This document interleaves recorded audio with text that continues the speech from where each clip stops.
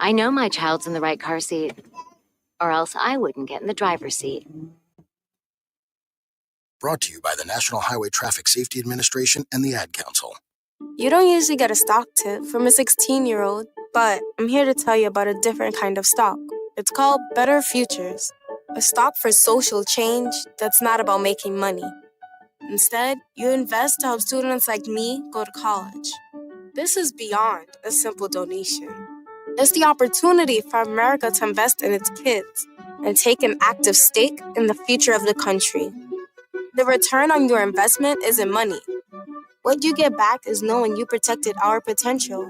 So one day, that potential can grow up to become surgeons and architects, executives and engineers, people who can change the future just by being a part of it.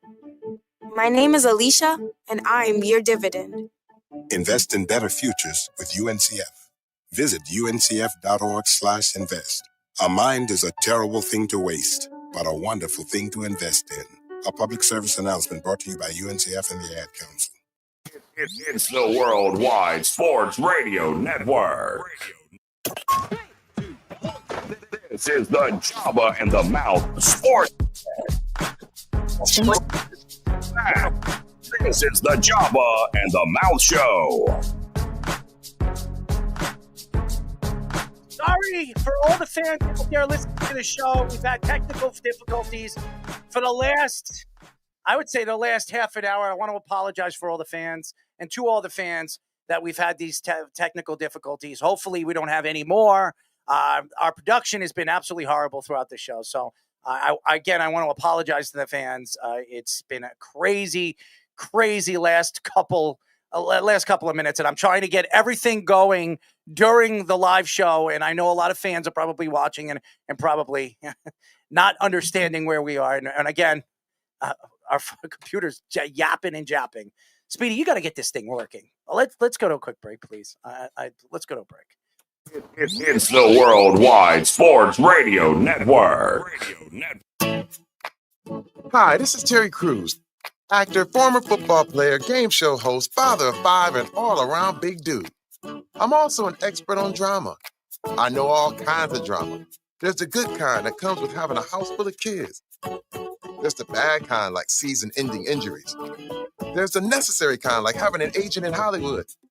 And there's silly drama, like the drama around my percolating pectorals. And then there's the drama you can skip. Skip the drama that comes with not having your high school diploma or equivalency. Find free adult education classes near you and finish your high school diploma. Visit finishyourdiploma.org. Or text diploma to 97779. Message and data rates may apply. Reply stop to opt out. That's diploma to 97779. And leave the drama to actors like me. Brought to you by the Dollar General Literacy Foundation and the Ad Council.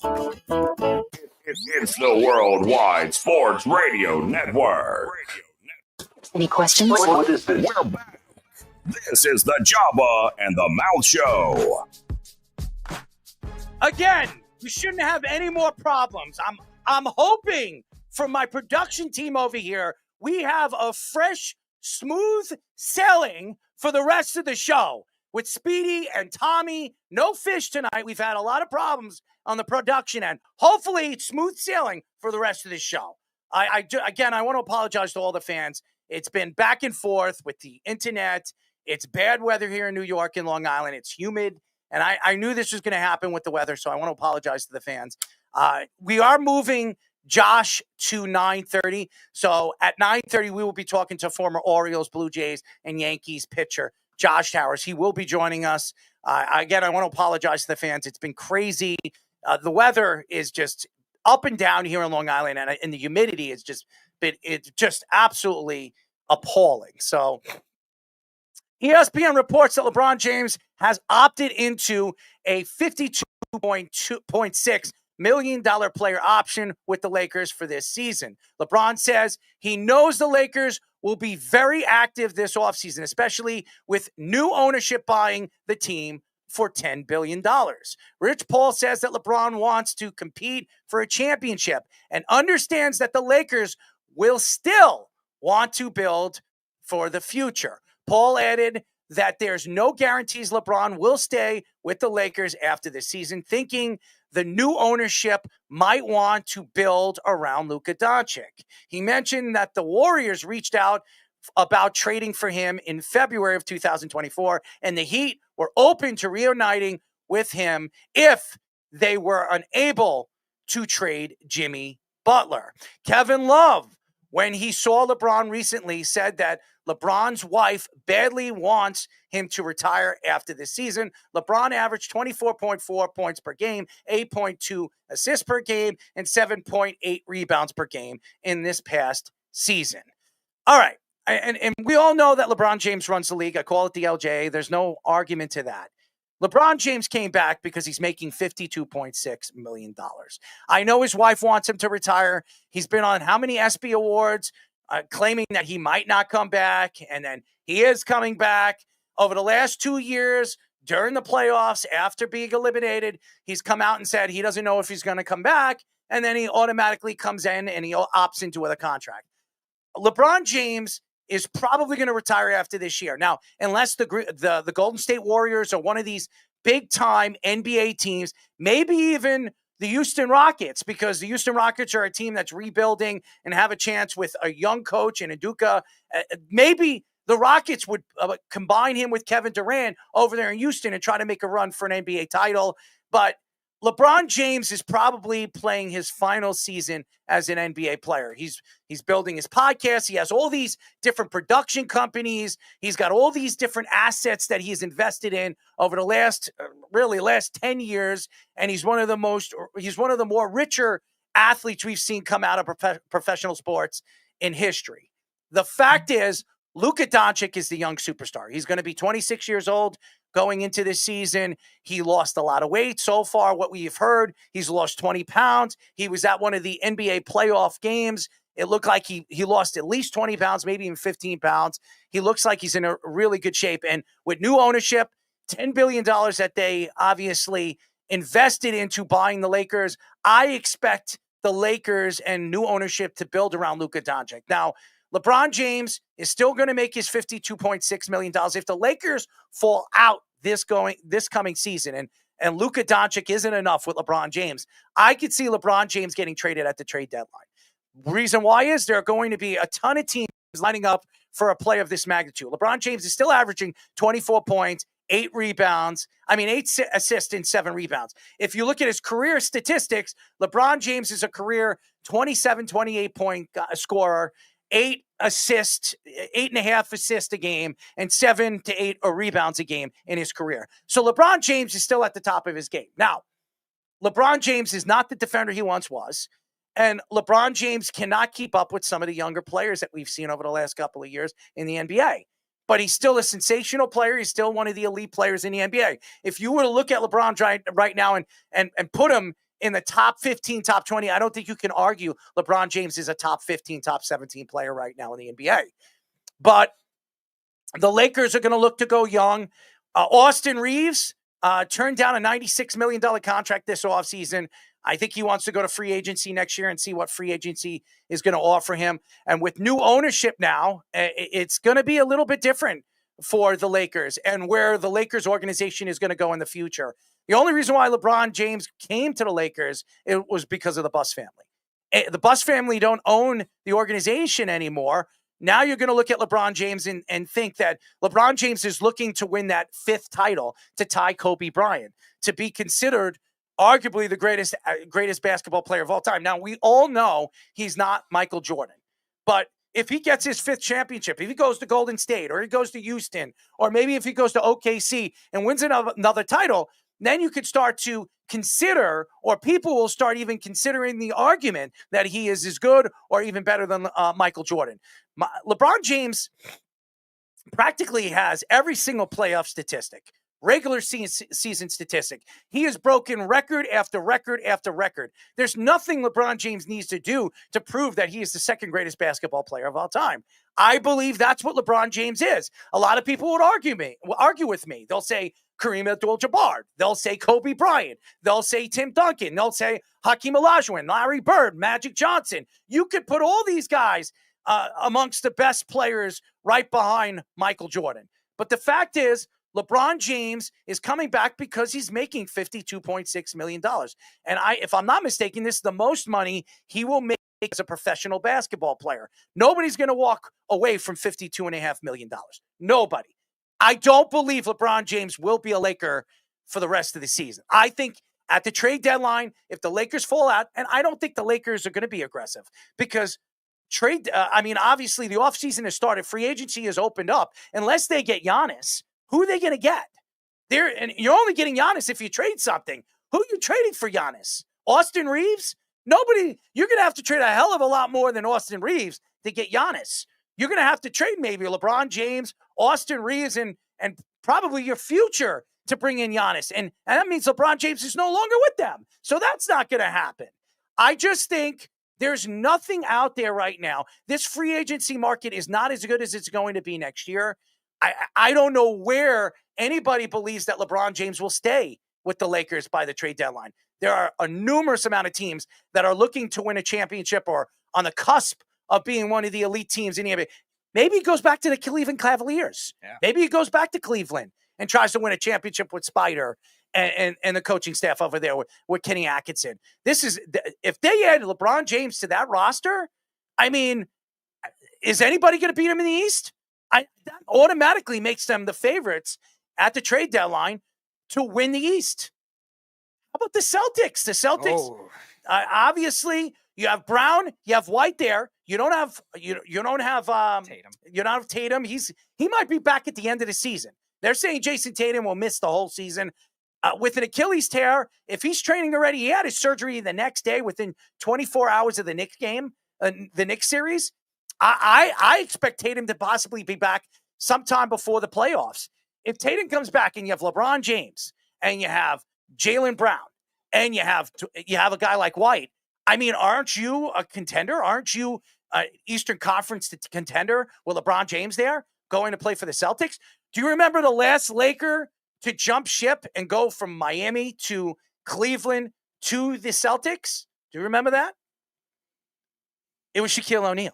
Shaquille O'Neal retired as a Celtic. Now, he didn't do anything with the Celtics, but he retired. Well, he actually retired with, if I'm not mistaken, it was Orlando he retired with. But that's what usually happens. After your career, you usually sign with your old team and you retire with your old team. That's what usually happens. I'm not sure if he retired with Orlando or the Lakers, but he retired with one of those teams. But his final year as an NBA player, if I'm not mistaken, it was with the Celtics. And if LeBron James wants to do that and try to fight and try to win a championship over there with the Celtics are automatically the favorites of coming out of the East because LeBron James if Jason Tatum comes back and you have Jason Tatum, Jaylen Brown, you're automatically a championship contending team. Right. And especially you're seeing now with the way that the salary cap could go up too. Obviously, doesn't matter. I mean, yeah, the LeBron, we know he can manipulate a lot of different things. Because here's the reason why. Jason Tatum, if he comes back, it'll be at the end of the season. Insurance already is paying for him. So even if he comes back, you're not paying him for a full season. So you could bring LeBron James' contract in with the Boston Celtics at the trade deadline because even if Jason Tatum comes back, he's not going to be paid. That is paid by insurance. It doesn't affect their salary cap. Yeah. It doesn't affect their cap. Mm-hmm. So they can actually trade for LeBron James and not worry about Jason Tatum coming back because it won't affect them. Right. And that's the luxury that you have when you have these salary cap situations, these aprons. Obviously, they traded Drew Holiday and Porzingis just to get under it. But like you were saying last week, like there's no guarantee that the Celtics don't have another big thing in mind too. And they know what's going on with the Lakers. They know what's going on with the Bucks and teams like that too. And again, with the situation with the Lakers with LeBron, like you would seem like it was kind of set in stone the way he was manipulating it. But again, being he's already won a championship there's always going to be that extra threshold of what am I going to do one more time? And obviously his company's out there production wise, all this pizza stuff and all that stuff is out there. But his hands are dipped into every single business. I know that. And again, at the same time, you now bring in new ownership. You have an ownership group that comes from the Dodgers, which obviously they like to spend a lot of money too, but they're also they try to be more young and progressive. And that's why I think they were mentioning, okay, we're going to try to build around Luka Doncic. I'm surprised Magic Johnson didn't buy into the Lakers. Yeah, it's interesting because I think he has a little bit of a stake, but it's not to the same level of as he does with the Dodgers. And now Andrew Walter, the new owner, or Mark Walter, the new owner that is there, you would think there would be some kind of influence there to get Magic involved, especially with Magic now being involved with Washington. Magic Johnson will be involved with the Lakers, especially with Luka Doncic being there. One way or another, Magic Johnson will have his hand dipped in with the Lakers after LeBron James decides to part ways with the Lakers organization. So will LeBron at some point. That's what I'm saying. LeBron James is going to be – I don't know if LeBron James will be a part of the Lakers. I think when LeBron James He'll be part of something. Yeah. When LeBron James retires, when a team becomes available, maybe the Mavericks, because if ownership can't find a way to bring a casino over there in Dallas, you know he loves Cooper Flagg, and LeBron James has billions of dollars. By the time LeBron James is ready to buy a team, he probably is worth a couple of $1 billion with the assets that he has. LeBron James is going to buy into an NBA team. Why not the Dallas Mavericks? Think about it that way. Yeah. Think about it this way. The Dallas Mavericks have Kyrie Irving there, has Anthony Davis. Both players played with LeBron James. Both players won championships with LeBron James. And then you have Cooper Flagg there, one of the best young stars right now the NBA has to provide. And he has come out and said during the Olympic practices that this guy is the best American player he's seen come out of United States basketball in the last 5 years. That says a lot about what he thinks about Cooper Flagg. As a matter of fact, one of the things that were brought up after Cooper Flagg was drafted when he was obviously interviewed is he said, what did LeBron James talk to you about? And he told Cooper Flagg, cherish the moments of this opportunity because you're never going to be in this situation again.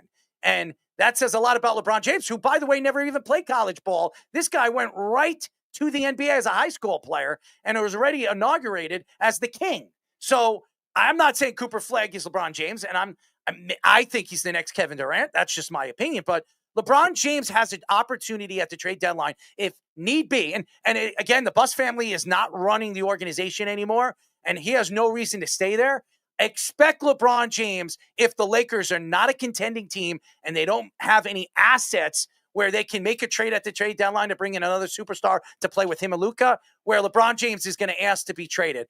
I'm willing, if you're a betting man, Joba, if they're, obviously we're not NBA players, so we can bet. If you're a betting man, ladies and gentlemen, I would bet LeBron James at the trade deadline will be traded to an experiencedly gifted NBA title team. Yeah. And I say experience because I think one of the teams that he's going to get traded to is a team that's won a championship in the last couple of years or is ready to win a championship. Mm-hmm. And again, there's always going to be the veteran ties because we talk about, okay, can LeBron handle the young players too? Which if the Lakers are going to progress in that direction, are they going to want to trade a lot of those younger players as well? Like, yeah, you're talking about like they don't have this high-end younger player that you'll be like, okay, this guy's a can't-miss type prospect. I liked Connect last year. He was kind of up and down his rookie year. Rui Hachimura is not bad. Like you said, Austin Reeves is probably their best trade option, and he's kind of frustrated with the team anyway, so it seems like he's inevitably going to be out. But that's going to shoot down your trade value too. So what do you have if you're the Lakers to be able to do that kind of thing if you don't grow to that next level with this new philosophy that you're saying? You look at the way the league is now outside of the Warriors, you're looking at a format where it's 2 stars and you build a pretty good core around it. Balanced players. It doesn't really matter of having like the star point guard or the star center. Remember, I know OKC just won with Shai Gilgeous-Alexander and Chet Holmgren, but besides that, you're seeing a lot more of these wing type teams, and it's really 2 stars and getting everyone else affordable at that point. And maybe that's the Lakers' mindset. I mean, if it takes trading LeBron in order to do that, if the Lakers don't contend right away, because we know LeBron doesn't like to play a lot at the beginning of the regular season either. And if he can't, he's averaged about 62 to 65 games a season for the last 5 years. Yeah. And again, it's interesting to think like if they could fill that void, if LeBron does have to quote unquote load manage and stuff like that, and if he does stay healthy. And that's the other question that somebody like JJ Redick, Keith's favorite coach, if you know LeBron, if LeBron James knows this, it could be his final season. You would think that LeBron James is going to play at least 80 games. Wouldn't you think? You would think.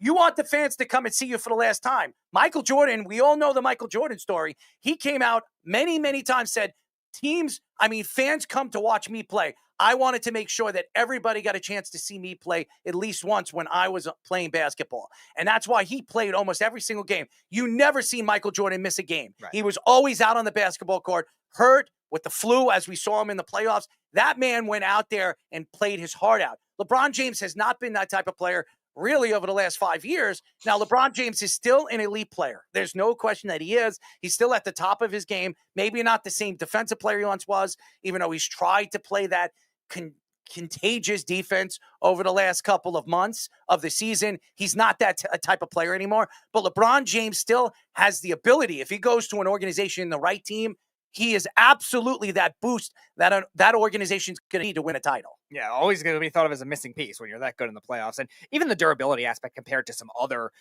NBA players has still been better for LeBron even at age 41 than a lot of, look at Kawhi Leonard and look at Paul George and all these other guys, these veterans that are always getting hurt too. So there's still an optimism that you would believe if you were the Lakers to be able to make that kind of thing work. And that's what the new ownership will bank on at the moment. And also new ownership thinks that they can get something for him.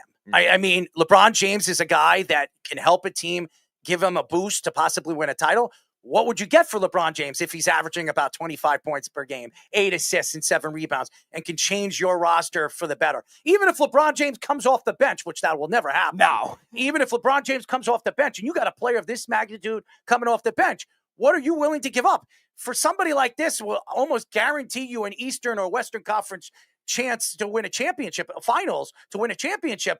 What will you be willing to give up? You're talking about. I think it'll be decent though, but you got to remember it at this point. You got to look at it as a rental, not as a long term. So then I think you got to look at it like, okay, are we just this rental, and what are we willing to give up, or what do we want to give up, or is it worth giving this up to figure out like, okay, we got a shot if we get this guy? That's kind of like, it's just hard when you get into that rental frame of mind, because it's like, what do I really want to get rid of knowing this isn't going to be long term?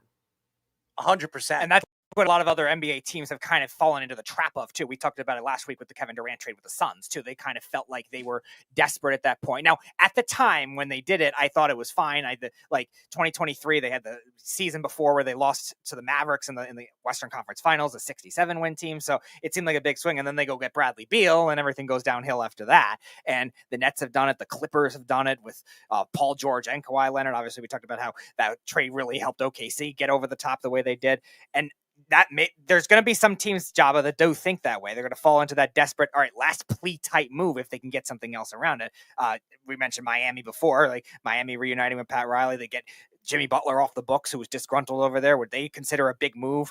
Does Pat Riley have something up his sleeve for somebody like LeBron? You said the Celtics definitely a possibility. He's not going. LeBron James is not going back to Miami.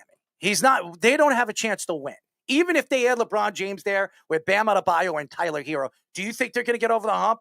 Even against the Knicks, with the roster the Knicks have, they don't beat the Knicks. They don't beat the Cavaliers if the Cavaliers are healthy. So I don't see LeBron James. LeBron James, if he knows this is his final year, which could very much happen, if he believes this is his final year, he's either going to go to the Western Conference where he can win with Houston, with Kevin Durant. Could you imagine him and Kevin Durant on a roster? They've always wanted to play together. Right. Why not go, play your final season at the trade deadline with one of your favorite players to play with for Team USA basketball, and go and make a run with Kevin Durant and see if you can get over the hump? That would be amazing. LeBron James right off to the sunset like Peyton Manning did, win a championship with one of your best friends. I mean, that would be a storybook ending in LeBron James' story. Well, with the power of the LeBron James Association to help everything out with it as well. He's going to definitely try to manipulate as much as possible with wherever he ends up going. Again, I don't know how frustrated would be with the Lakers, but it's always different with newer ownership. When LeBron obviously decided to go to the Lakers, it was different with the Buss family there. And obviously there's other players that have come and gone with the Buss family that have had their power, but at the same time, the Lakers haven't had the holding power of these players either. Look at somebody like Anthony Davis. Now, obviously you can't pass up a trade with Luka Doncic, but look at all the other stars that have come and gone, or even just almost went there and get that kind of result. And now you're seeing it with LeBron. It seemed like a surefire. Who would have thought that after trading Luka Doncic and Nico Harrison looked like the dumbest GM in NBA history? And he's really dumb. I mean, we all know what the Nets have done over the years. They've done a lot of stupid things. But Nico Harrison trading one of the best young players the NBA has ever had, foreign international players the NBA has ever had, and then all of a sudden, out of nowhere, win the lottery with a 3.8% chance of winning it. Oh, it was less than that. It was like 2 point something. Whatever it was. It doesn't matter. Yeah, no doubt.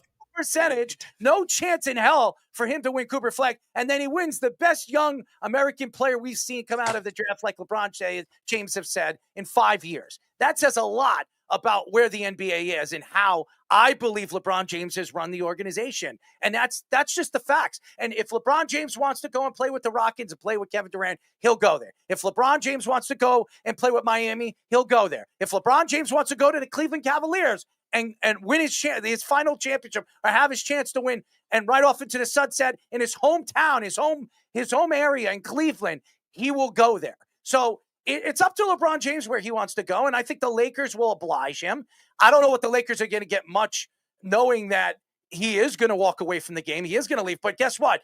You land LeBron James, if you're the Cleveland Cavaliers or you're the Houston Rockets, you're almost guaranteed to go to the Western Conference Finals and maybe even make a run to the NBA Finals. That's how good LeBron James still is and what LeBron James could give you as a player on a basketball court. So, there's, again, going back to this whole situation with LeBron James and taking the $52.5 million, I only believe he took the money because he's making the most money he's ever made. And number two, I really do believe he has no interest of staying with the Lakers by the trade deadline. I expect LeBron James to ask to be out. By the way, another team that would be looking at LeBron James is the Golden State Warriors. Oh, yeah. I could see the Golden State Warriors. If they're playing good basketball and Steph Curry is healthy, that's another guy that LeBron James and Steph has said over the years he would love to play with. So I wouldn't be surprised if he gets traded to the Golden State Warriors with Steve Kerr there. So, and they'll have a chance to win a champion. Could you imagine him, Jimmy Buckets, and Steph Curry on a roster? Scary. Oh, God. They're going to steal all the headlines, too. They already don't already. LeBron steals headlines as it is. We talk about the Warriors all the time. Scary. Yeah. The LJA is back, ladies and gentlemen. If Mr. Draymond Green is still there, he'll steal some other headlines, too. It would piss me the F off. Oh, I know. If I watch LeBron James go to Golden State and win a championship with Steph Curry and Jimmy Buckets, I will be pissed the F off. That would be probably just as I bad would not as be happy. 17, yeah. I am not. Listen, everybody thinks that I'm a LeBron James fan because I think he's the second greatest basketball player of all time. And I do, because he's going to have almost every single record when he walks away from the game. Right. And the longevity to do what he is doing on a basketball court is untouchable. I don't think we'll ever see an NBA player play as long as LeBron James and be as dominant as LeBron James has been over the last 20 years. Okay? That's a fact. I don't care what anybody says. You could cut this up and roll it up and throw it wherever you want to throw it. I am not a LeBron James fan. As a matter of fact, I don't like him as a personality off the basketball court. His politics, his political views are absolutely horrendous. But what he is as a basketball player, you can't take away his greatness. You can't. He is the greatest basketball player right behind Michael Jordan. And that includes over Kobe Bryant, Tim Duncan, Kareem Abdul-Jabbar, or Magic Johnson, Larry Bird. This guy is going to go down as the second greatest basketball player of all time. And you can take back whatever you say about me on social media, saying I don't know what I'm talking about when it comes to basketball. If you guys actually don't believe this guy is the second greatest basketball player of all time, then you guys don't know basketball. Yeah, you do not. Yeah, and I think there was another stat, too. Like, he already has, I think he's 40 games away from already having the most regular season games played record amidst all his load management and stuff like that too, amidst all the other stuff. Look at all the drama and stuff going throughout the league. So his longevity, like we said, as crazy as he's incredible. Yeah, he's incredible. How could you be 40? What he's going to be 41, 42 years old? I think he's 41 right now. He'll be 42 at the end. He'll of the year. be 42 years old. Last year he was 41 years old. He turned 41. He was averaging 24, 8, and 7. 24, 8, and 7. His career numbers are at 28 or 29, 8, and 7. This guy's longevity at the top of his game will be unmatched forever. Nobody's going to touch this. And as much as you think I have a love fest for him, I can't stand the man. I don't walk away from greatness. When you look at Alex Rodriguez, there are a lot of Yankee fans that can't stand Alex Rodriguez. Oh, he cheated. He did this. He did that. Guess what? Alex Rodriguez is a top 5 player of all time. And if you guys want to argue that, we can come on this show right now and I can go through statistics, new statistics, old statistics, and argue my points why Alex Rodriguez is still a top 5 player of all time. You can't take away greatness, no matter what he did. He's special. And that's what LeBron James is. He's a special player. And he'll always be remembered as the second greatest basketball player that ever played in NBA history. And then we got Joba, who could defend Alex Rodriguez from knowing him personally. Yeah. I'm sure Joba would agree with me on that one too. In more ways than one. I mean, obviously I get it. But yeah, it's, I guess if you want to go off Matrix and they put it, I mean, you can put all their numbers into whatever, but it's like we can talk about Barry Bonds. Barry Bonds was a Hall of Famer before supposedly he did this. I mean, your head doesn't grow in your 30s, so I'm going to put 2 and 2 together. Yes, he never tested positive, but I'm going to go ahead and throw 2 and 2 together. But don't tell Jason did that. Yeah. Same time, you still got to put bat on ball. Just because you take it doesn't necessarily make you a better baseball player. So, yeah, there's a lot of things we could argue with a lot of athletes before, things I guess came to a head and what have you. But yeah, there's a lot of guys that didn't need it. They did it for other reasons, and who knows what those reasons really are. Joba, we have had guys on the show that told us straight out they did steroids and were never major league players longer than a week.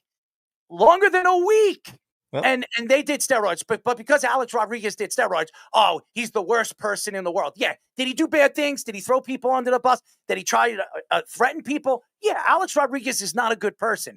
But as an athlete, as a player, you can't argue he's a top 5 player of all time. The numbers would tell you that he is. And yeah, you don't have to like the person, but you got to respect whatever it's.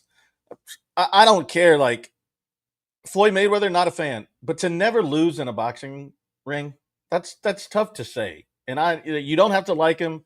You don't have to agree with what he does. I get it because I don't with a lot of athletes, but at the end of the day, I respect of what they did and how they did it to be that successful for that long and to do something that less than 0.01% get the opportunity to do it and do it for a long time.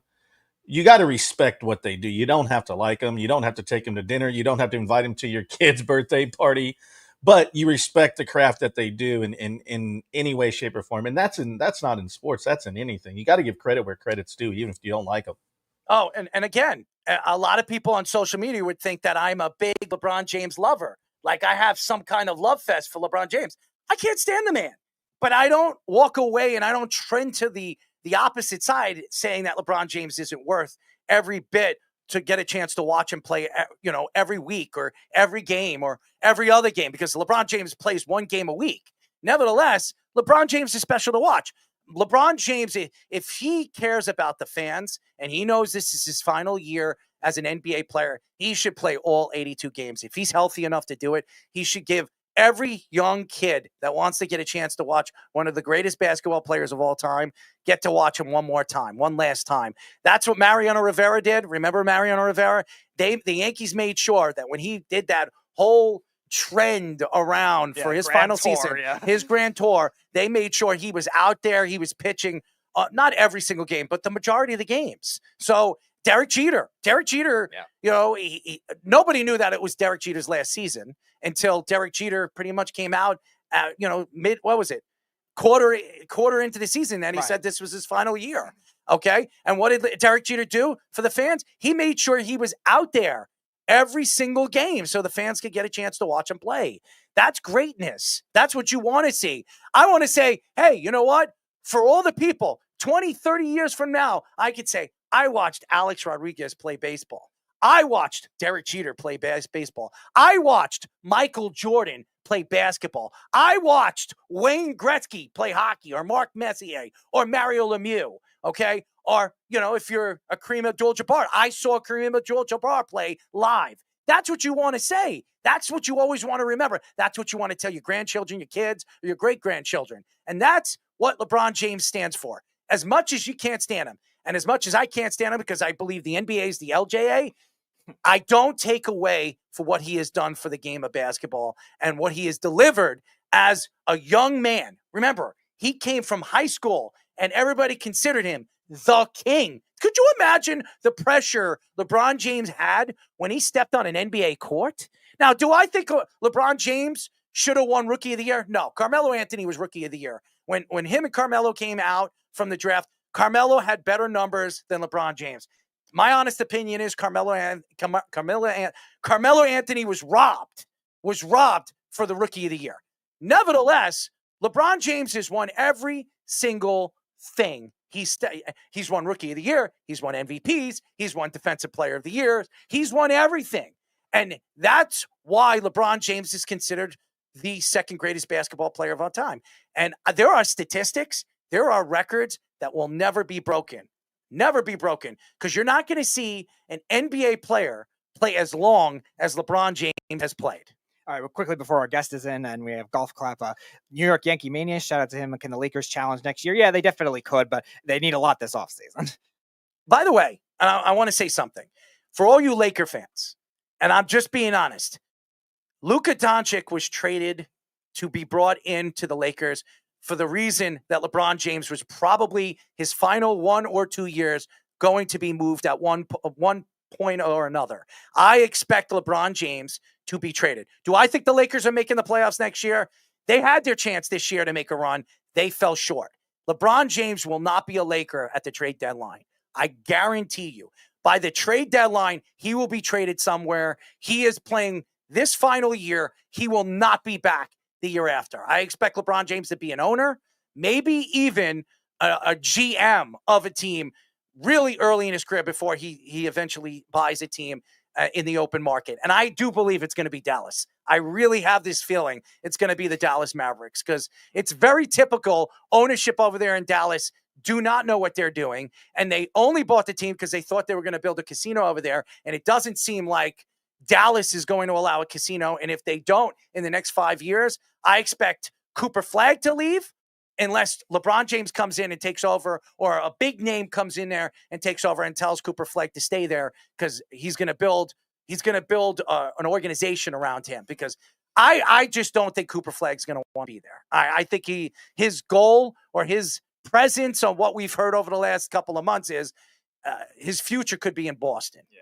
So that's my opinion. I think Boston is going to do everything they can to free up salary to maybe make a move to bring in a guy like Cooper Flagg in the future. And that's what, 5-6 years down the road? Yeah. So 5 years. At least. I expect Cooper Flagg, if Dallas doesn't get it together or ownership doesn't get it together with this casino, Cooper Flagg to say, you know what, I don't want to be here anymore. I want to go to my hometown. I want to play for my home team, and I want to be a Boston Celtic. And that's something the Celtics absolutely believe could happen. All right, ladies and gentlemen, our golf clap of the day. This deserves a golf clap. No doubt. Golf clap. Golf clap. Our golf clap of the day goes to the New York Knicks. And I know a lot of Knicks fans are probably upset that the Knicks have not, you heard it from me, not brought in a head coach. There are rumors coming out that Mike Brown might be the lead guy to get the job. But there's also rumors that the second guy on the list is Taylor Jenkins. The reason why the Knicks are going to get a golf clap of the day is for Leon Rose. Leon Rose, for all the Knicks fans out there on social media saying that the Knicks are a stupid organization and how could you go into a draft without a coach? How could you go to free agents without a coach? Well, this is why the Knicks went into free agency without a coach. Because Leon Rose, everything he's touched turned to gold. He brought in Jalen Brunson. He paid Jalen Brunson $58 million as a free agent. And look what Jalen Brunson has become. He's become Mr. Clutch as for the New York Knicks and the Knicks' first captain since Carmelo Anthony. What did the Knicks do after that? Well, they made trades, trading R.J. Barrett. They brought in a guy like OG Anunoby. OG Anunoby is one of the best defensive players, perimeter wing defenders in the NBA. You bring in Mikal Bridges. You bring in Karl Anthony Towns. You decided to move players and give Miles McBride a big contract, well, a 3-year contract for a bench player after trading Quentin Grimes and absolutely slam dunk that move. Bringing in Mitchell Robinson and paying Mitchell Robinson to a 4-year, $60 million contract where he's underpaid as a center in the league. Everything Leon Rose has done for the New York Knicks has turned to gold. So why judge him on social media? I'm not going to judge him. I think Leon Rose knows what he's doing. And my golf clap of the day goes to Leon Rose and the New York Knicks because the Knicks are not reaching on this coaching search. They're going to make the right decision, and they're going to put themselves in position next year where they're going to make a run for another championship. So my golf clap of the day goes to Leon Rose and the New York Knicks. When we come back, ladies and gentlemen, he's back. Ladies and gentlemen, Joba has never interviewed him on this show, and now it's no longer the Sports Lab Mouth. It's called Joba in the Mouth. And when we come back, we're going to have former Orioles, Blue Jays, and Yankees pitcher Josh Towers on with us here on the Worldwide Sports Radio Network. This is the Joba and the Mouth Sports Minute. Hello, ladies and gentlemen. I am back with a Sports Minute. Ladies and gentlemen, I am here to tell you guys that in the NBA free agency, it is in full effect. While teams are making moves, Spurs are going to be making a move, actually, to get Luke Cornett. Schroeder to the Kings, and a big one actually today is that the Bucks are acquiring Miles Turner after a finals appearance with the Pacers after 10 years with the team. The Bucks also announced earlier today that Damian Lillard is going to be on his way out after getting waived earlier today after the Miles Turner news broke. Giannis was reportedly not happy about what happened, tweeting even a picture with the caption out of their championship 2021 finals with the caption of it saying, "I don't know what's happening, man." Meaning the veteran forward could be on his way out of Milwaukee real soon, while Damian Lillard is reportedly already getting offers from other teams despite him going down with a torn Achilles. Keeping with the NBA free agency, the OKC Thunder are locking up league and finals MVP Shai Gilgeous-Alexander to a massive 4-year deal worth $285 million. This comes just a few weeks after SGA bought the Thunder their first championship in OKC, averaging 30 points in 7 games to defeat the Indiana Pacers. The contract will be picking up in the 2027 to 2028 season after his current deal is going to be over, which is in the next 6 seasons, meaning that SGA will make $364 million over the next 6 seasons. Now to wrap it up over on the clay for women's tennis, Coco Gauff, 2-time major champ and the second best ranked women's player, falls short in the first round of Wimbledon tournament by unseeded Diana Yarosemska from Ukraine. It was just a little more than 3 weeks ago that everybody remembers that Gauff was celebrating her second Grand Slam title by getting past number 1 Aryna Sabalenka in the French Open. Gauff acknowledged that her opponent Diana started off playing strong and I couldn't find my footing out there, meaning that Gauff has become just the third woman in the Open era to lose in the first round of Wimbledon right after winning the championship at the French Open, just behind Justine Henin in 2005 and Francisca Schiavone in 2010. Now, to wrap it up, as we always do for Scoops of Scores, right now in the MLB, the Athletics and the Rays are currently tied with 3 apiece going into the bottom of the 9th.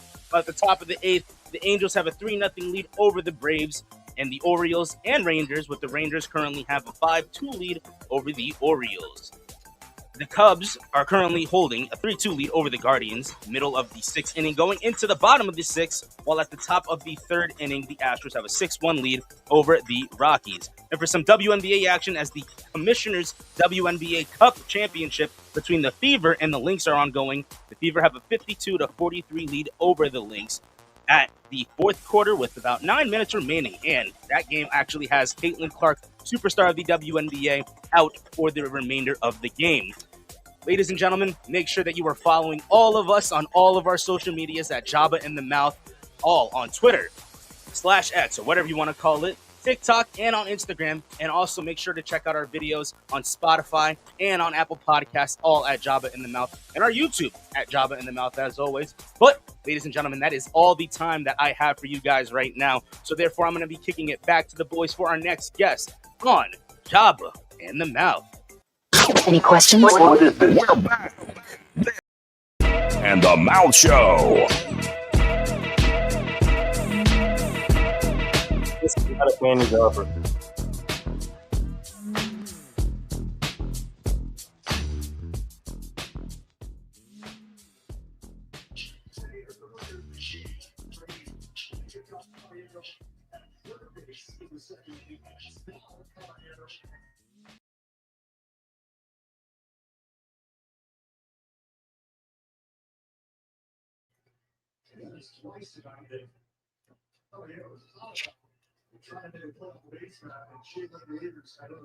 And check out our local listings for all our shows is go to our website at www.worldwidesportsradio.com. Before we get our guest in, our show is brought to you by Ice Shaker. Ladies and gentlemen, go get your Ice Shaker by going to www.iceshaker.com and shop all their official licensed collection from Star Wars to Marvel and so much more. Enjoy free shipping when you spend $50 or more. Go to iceshaker.com to check out all the great products and deals. And ladies and gentlemen, if you go to Ice Shaker right now and you spend over $50, you get free shipping. And if you want your Josh Towers New York Yankee Ice Shaker with his mug on the back of it, ladies and gentlemen, you got to go to iceshaker.com and tell them, well, I don't know if his head's going to fit on it, but hey, if it can, it will happen. Ladies and gentlemen, you can get his glasses. You can get anything you want, from Detroit to the Mets to the Yankees to even, yes, Ohtani and the Dodgers. And hopefully he's not making any bets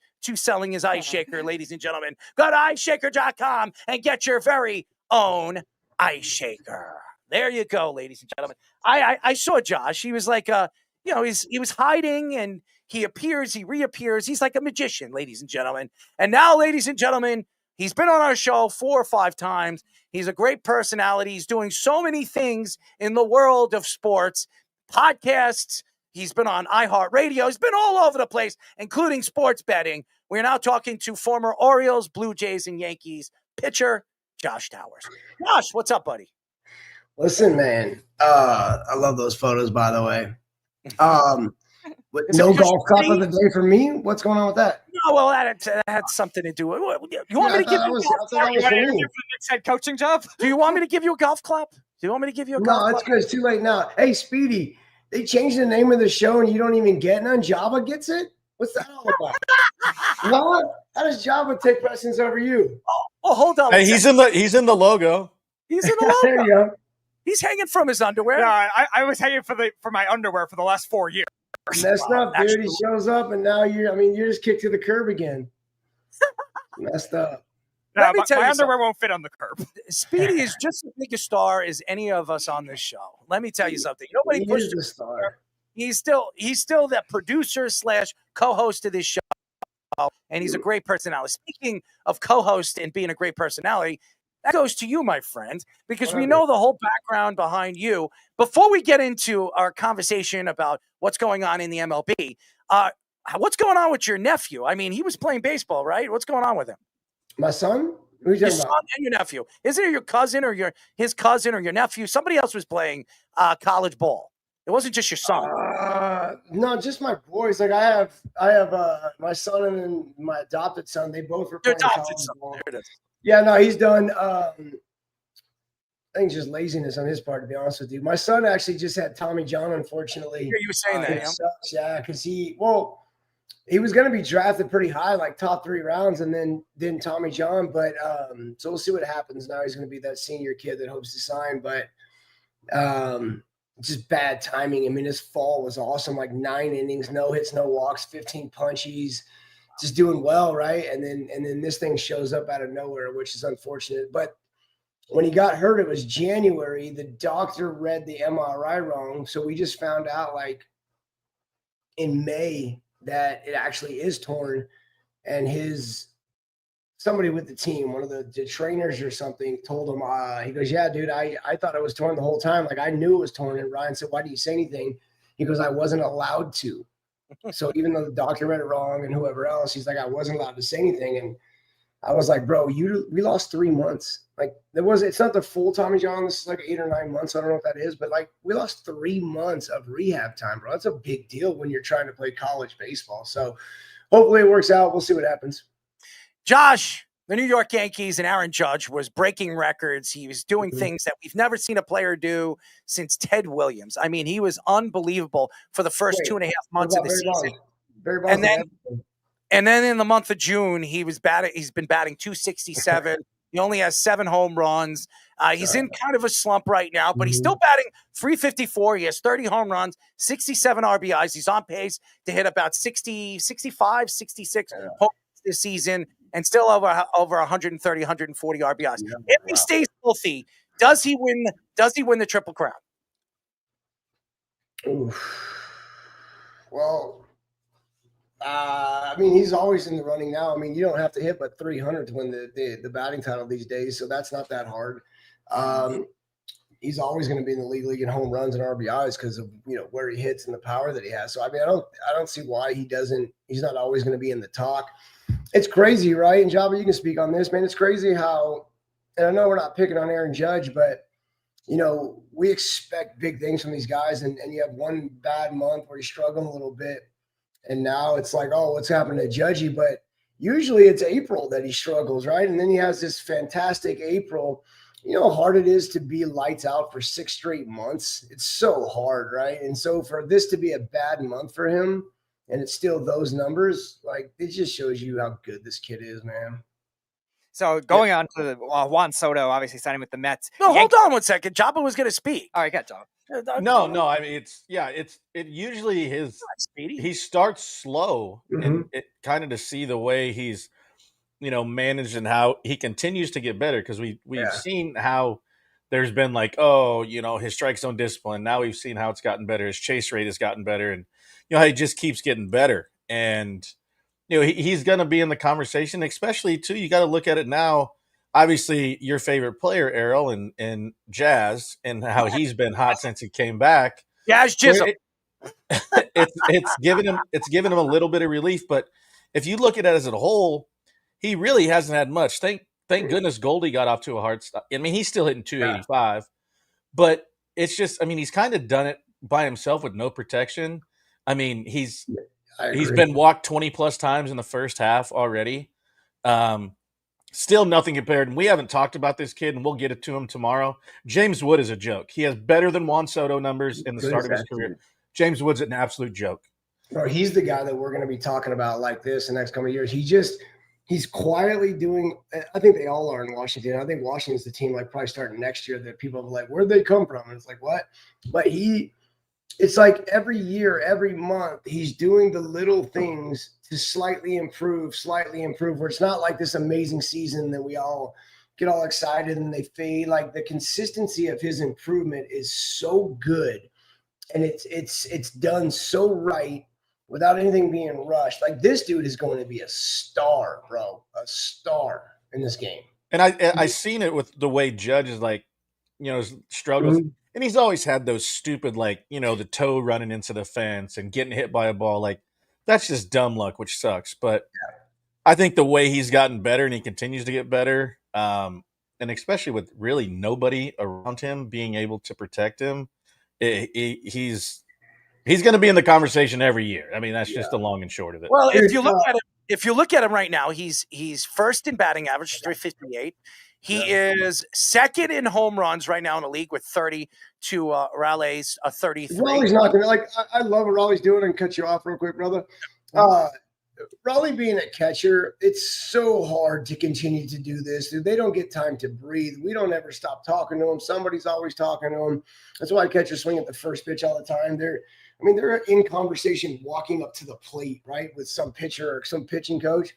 It's a lot of work for those guys to go squat 500-600 times a day and continue to drive like this. So, I mean, it's amazing what he's doing, but I don't think those home run numbers continue for Cal, and no disrespect to him. It's just his position. So if he's the only guy that Judge is in the race with, Judge is going to pass him pretty soon.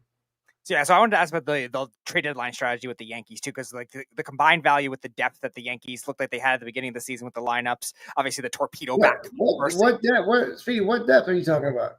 The ones they were supposed to have signed. Obviously, Goldschmidt's been great. Cody Bellinger, they make the trade for, and expecting a bigger step with Anthony Volpe, and that hasn't really been there. Who was you? I know, Joba, Yankee fans are gonna hate me. He's not good. The guy's not good. So, but people are freaked down because his swing's long and slow. How about fix your swing? He's not that good, man. It's just this overrated hype coming out of the minor leagues. That's my opinion. But think about it. Everybody wants to say he sucks, does this. He has over 1,600 at-bats in the big leagues. He's a career 228 hitter. What? Like, we're not talking about 300 at-bats. What are we talking about? That's what I feel about Soto. Like, look at the last 3 or 4 years. He's the last 4 years, he's like a 268 hitter. He had that amazing second year. He's had some good power numbers, especially Yankee Stadium. But it's like, let's be honest about facts here. I mean, again, now once the hype of the bat thing he got is gone, he's back to being a 220 hitter or whatever. It's let's face reality with this, man. Yeah. So what would you do at the deadline, like approaching with the lineup? Like, obviously they might need pitching, but again, they have had top guys. They have had top guys too that have done well. They always need pitching, man. I mean, look at the Mets, right? When they were going good until this last 3 weeks, they led baseball, I think, in starting pitching and bullpen, and that's when they're winning. And now that their pitching is the worst in the game the last 3 weeks, both sides, starting and relieving, they're the worst team in baseball the last 3 weeks. And so you always need pitching. So whether you go back, I mean, are you really going to trust him? Weaver pitching the 7th inning today. I mean, is he the closer? Is he the 8th inning guy? Is he the 7th inning guy? Like, who's doing what?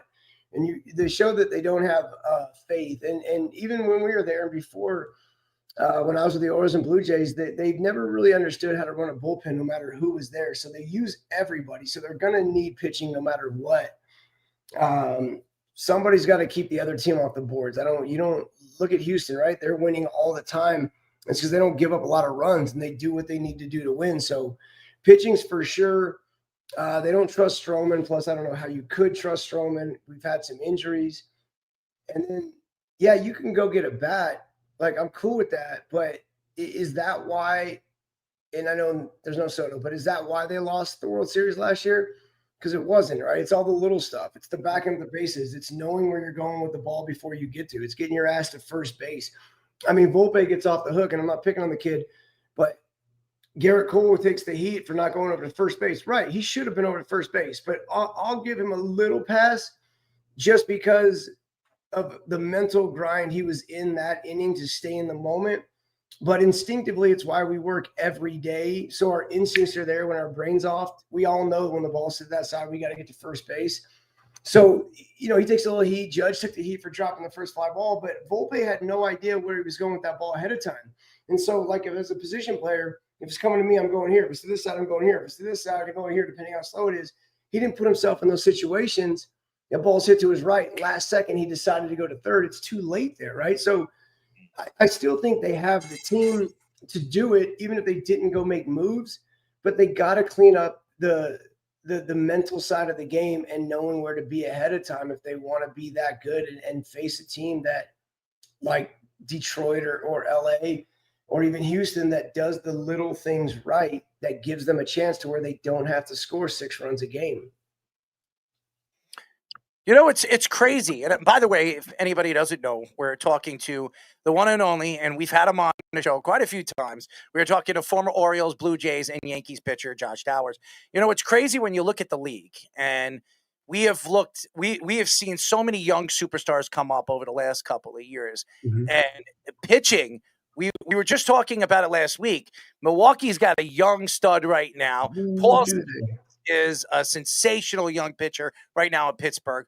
Who do you think? I know you mentioned Woods. Who do you think is the next guy up that's going to take over, in the next 5 years as the superstar of the league over guys like Ohtani and Aaron Judge?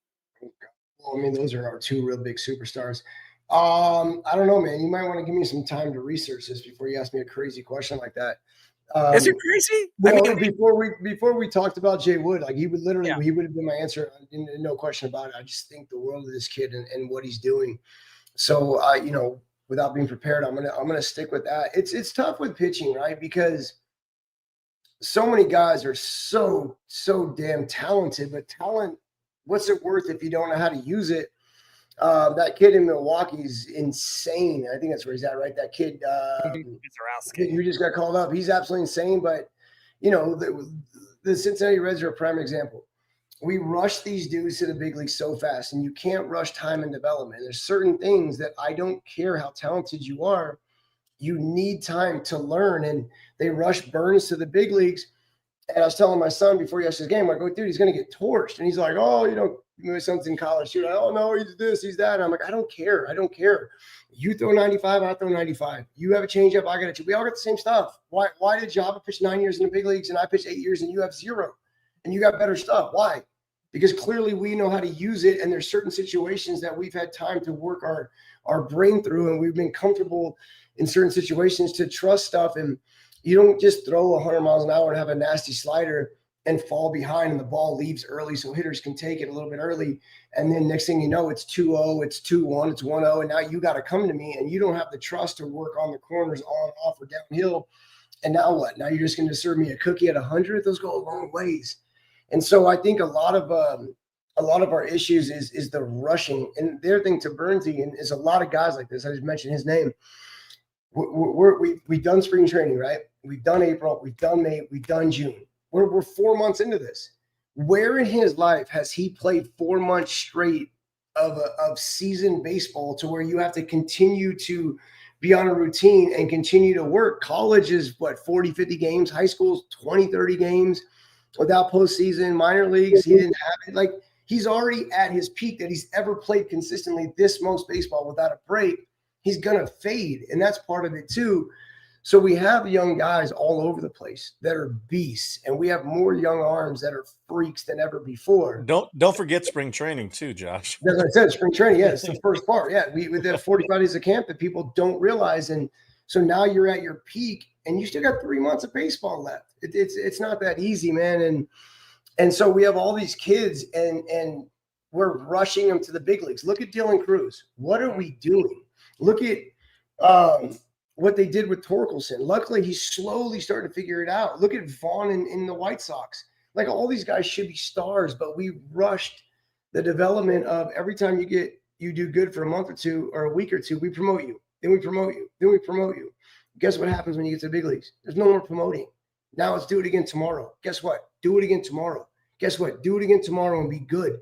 Guess what? Do it again tomorrow. And that's how it doesn't ever end. And we don't know how to do that. And so these guys don't know how to work through success and then maintain it and improve along the way. And then the first sign of failure, they've never faced it, so they don't know how to handle that. We've taken that away in the development aspect. So we have a lot of players on the offensive side or the pitching side that should be, could be, but aren't as good as what they're rated or projected to be. Hold on. A little while ago. Wait, one more example. Hold on one second. There was something that you mentioned, I would say about 15 minutes ago, where you were yapping about Juan Soto. What is this hatred for Juan Soto? Listen, I'm not a Juan Soto guy. I was very happy that the Yankees parted ways with him. I would never pay him $768 million. Why do you hate him so much? Why do you think he's an overrated player? What makes him an overrated? I think he's just completely overrated. I mean, I think he's talented, of course. Do I think he's a good player? Yeah. He's a subpar outfielder. What does he do on the bases? He doesn't do anything on the bases. I don't care. I want everybody to get paid all the money in the world, dude. I don't want anybody to ever not have money. So I root for that. But bro, you give him all this money and you act like he's Aaron Judge. You act like he's Barry Bonds. He's not. He's a 260 something, 270 hitter who doesn't do well with the glove. And there's a million guys in baseball with his stats. Like, we have a million guys in our generation who have those stats. You don't even know their names because they were average stats for us. And so, I just think it's so overrated. Part of it is, and maybe Soto's the guy that I'm picking on with this. Part of it is we make you believe that is elite. We make you believe that those numbers are elite, that's what it takes to be elite, when to me that's average, right? And so I think we're teaching the next generation and this current generation that you don't have to be very good for us to consider great. And if that's setting the bar for greatness, then our future doesn't look very bright. And I don't know, man. He's not as good to me as what people think he is. And I don't even think it's debatable. I mean, I think I agree with you in part of it. I agree with you that the game has changed. You don't have to, like you said earlier, you hit 300, you're going to be in the conversation for the batting title. And I think that's where it's changed. I mean, if you look at his last 5 years, it's 230, 246, 236, 275, 288, and 258. So nothing to write home about where, 10 years ago, we're having a whole different story about this. I mean, obviously his on base percentage, he's a below average outfielder. We're not, and it's not like we're talking shit. We're saying what it is. And I think because the game has changed in certain directions and certain dynamics of how people are portrayed, where now it's so analytical, and his WAR plus and his on base percentage and certain things that basically weren't quantified to the extreme that they are now to show the ability of the type of player that they really are. I wouldn't say he's overhyped by any means. I think obviously his plate discipline, he's going to get on base. He's going to hit you 265, 270, somewhere in there. He's going to play an average at best outfield. And I think there's certain things, and it's my son's.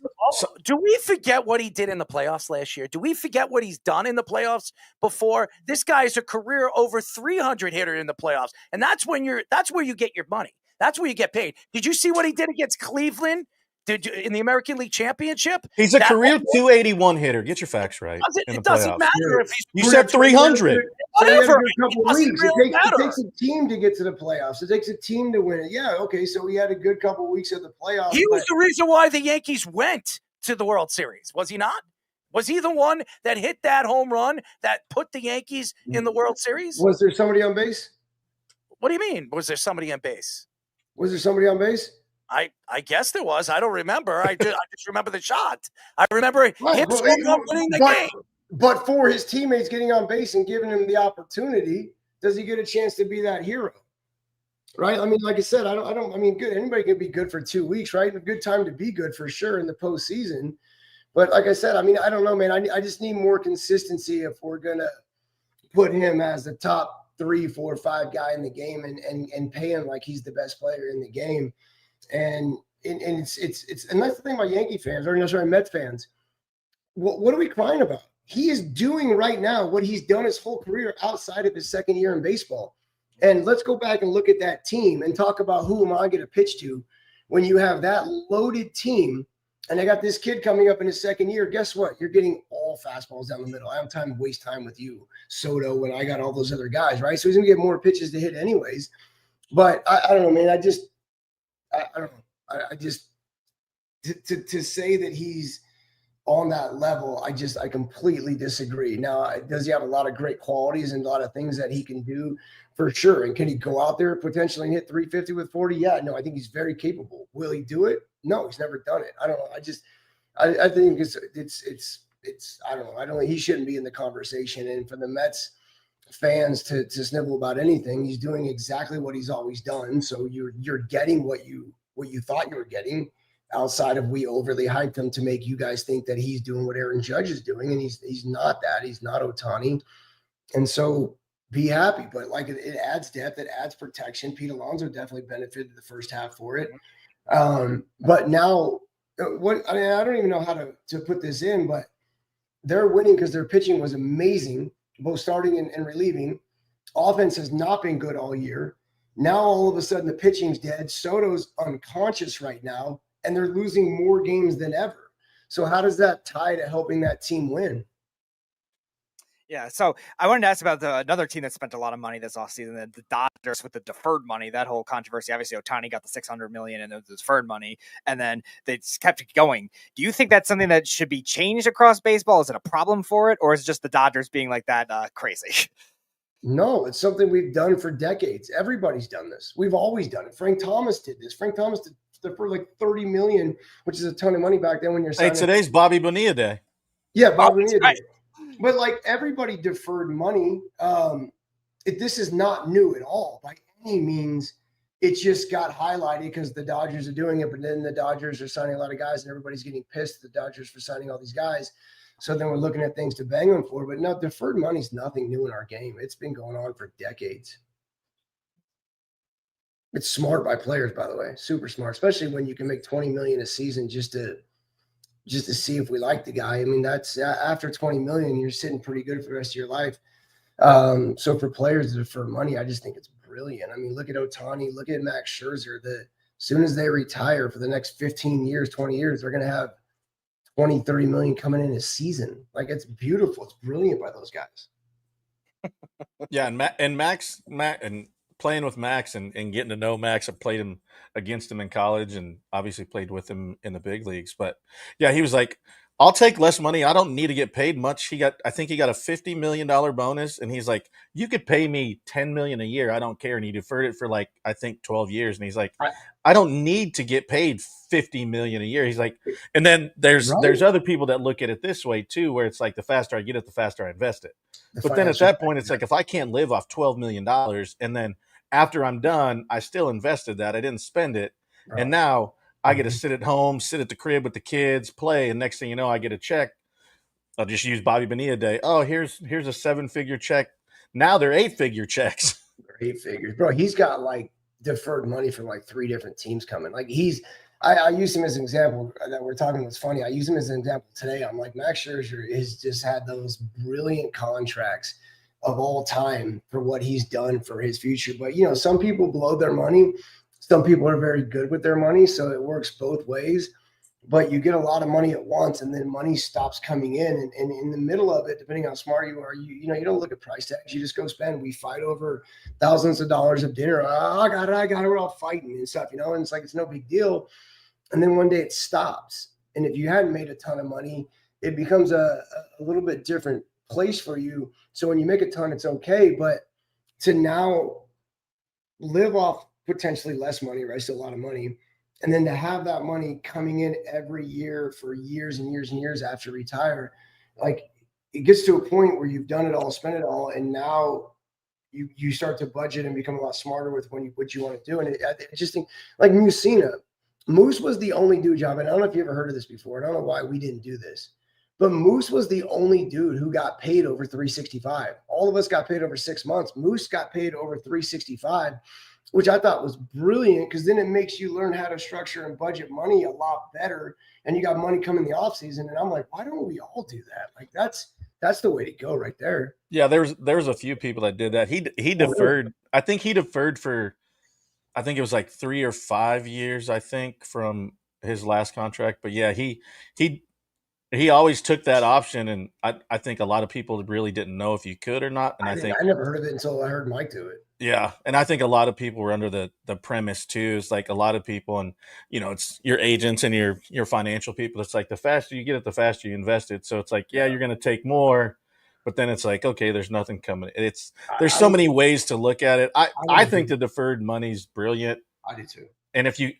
And it's been going on. There's so many people still getting paid. Griffey was the highest paid dude on the Reds for like 4 years. Yeah. And played with him forever. Well, so think about it now, dude. I know we've been out of the game for a second, but think about it now. Like, would you not like to have a paycheck coming every 2 weeks right now? I do, and it's nice, but not as big as those ones. Yeah, that's what I'm saying. Like, even if we would have cut that back in half, and then now it's still coming in every 2 weeks, like it's just the structure is so much better. Yeah, it's completely different. We are talking to former Orioles, Blue Jays, and Yankees pitcher Josh Towers. You know, Clayton Kershaw is a guy that's probably going to walk away from the game. And a lot of people are going to, you know, after his career is over, what are they going to say about him? What are they going to compare his game to? And he could go down as one of the greatest left-handed pitchers we've ever seen. Do you think he's good, Errol? I for 7 or 8 years, I don't think there was anybody better than him. I mean, he was untouchable. Like, given what you just said about Soto, makes me think that you would think he sucks because he's awful in the playoffs. Well, that's fine. But also when Clayton Kershaw was at the top of his game, the Dodgers were up and down when it came to their lineup. Their lineups were never as good as it is right now when you have Friedman on the lineup, Mookie Betts. I mean, Ohtani, it's ridiculous. When Clayton Kershaw was at the top of his game, who was their best hitter? I mean, seriously. Like Kemp and there was nobody. I mean, they didn't have any of the rosters. If Clayton Kershaw had the roster he had right now, and he was at the top of his game, he wins multiple championships. Clayton Kershaw is probably the best left-handed pitcher we've seen in the last 30 years. I mean, so when I was there after 09 with the Yanks, I went to the Dodgers. He was 22 years old. Bro, you pull that roster up. Talk about a roster that should have won. Garrett Anderson and Manny Ramirez and Matt Kemp and Andre Ethier. We were loaded on that team too. Walking around that clubhouse, I was starstruck looking at that team. Dude, 22 years old, and he was our leader, bro. Everybody just followed CK. Everybody, he led by example, kind of had this Roy Halladay quality to him. Like, it's amazing that a kid that young on a team like that had that much respect from an early age. I mean, it's part of why he's so damn good. But no, he's one of the best pitchers, not only just of our generation, but like ever. He's so good, bro. That's crazy. That's awesome. why, because I want to ask from a pitcher standpoint. We have Nick Goody is on the show all the time. I asked him offset. Congratulations to Nick. He was working with the Guardians this weekend. Yes. Did his play-by-play. It was fantastic. But Nick, I asked Nick Goody offset. I said, what do you see Clayton Kershaw being remembered as? I mean, obviously his greatness for the 7-8 years of his dominance, but what is he going to be remembered? Because the World Series that he won, he wasn't really even a big name or a big part of those World Series championships that he's won, the two championships that he's won over the last couple of years. So what is he remembered as? And he said, dominant. He was the dominant pitcher in the major leagues. I don't think anybody can argue that. So that's my question to you. Another guy that I want to get into is Carlos Rodon. Everybody's taking shots. Yankee fans have taken shots at this contract when obviously, yes, Brian Cashman gave him the money that he gave him. And I thought he underpaid a guy like Carlos Rodon. And Carlos Rodon is having a great season. If you look at his numbers right now, he's 9-5, 2.95 ERA, 123 strikeouts, and his whip is 1. Why does everybody hate on this guy? Now, he's inconsistent, but when he is on, he's one of the best pitchers in baseball. Let me jump back real quick. In his career, Clayton's 216 and 94 is win percentage. I mean, it's insanely dominant. I don't know what I think about Rodon, right? Like, he was literally like a good night's sleep away from being out of baseball and being done.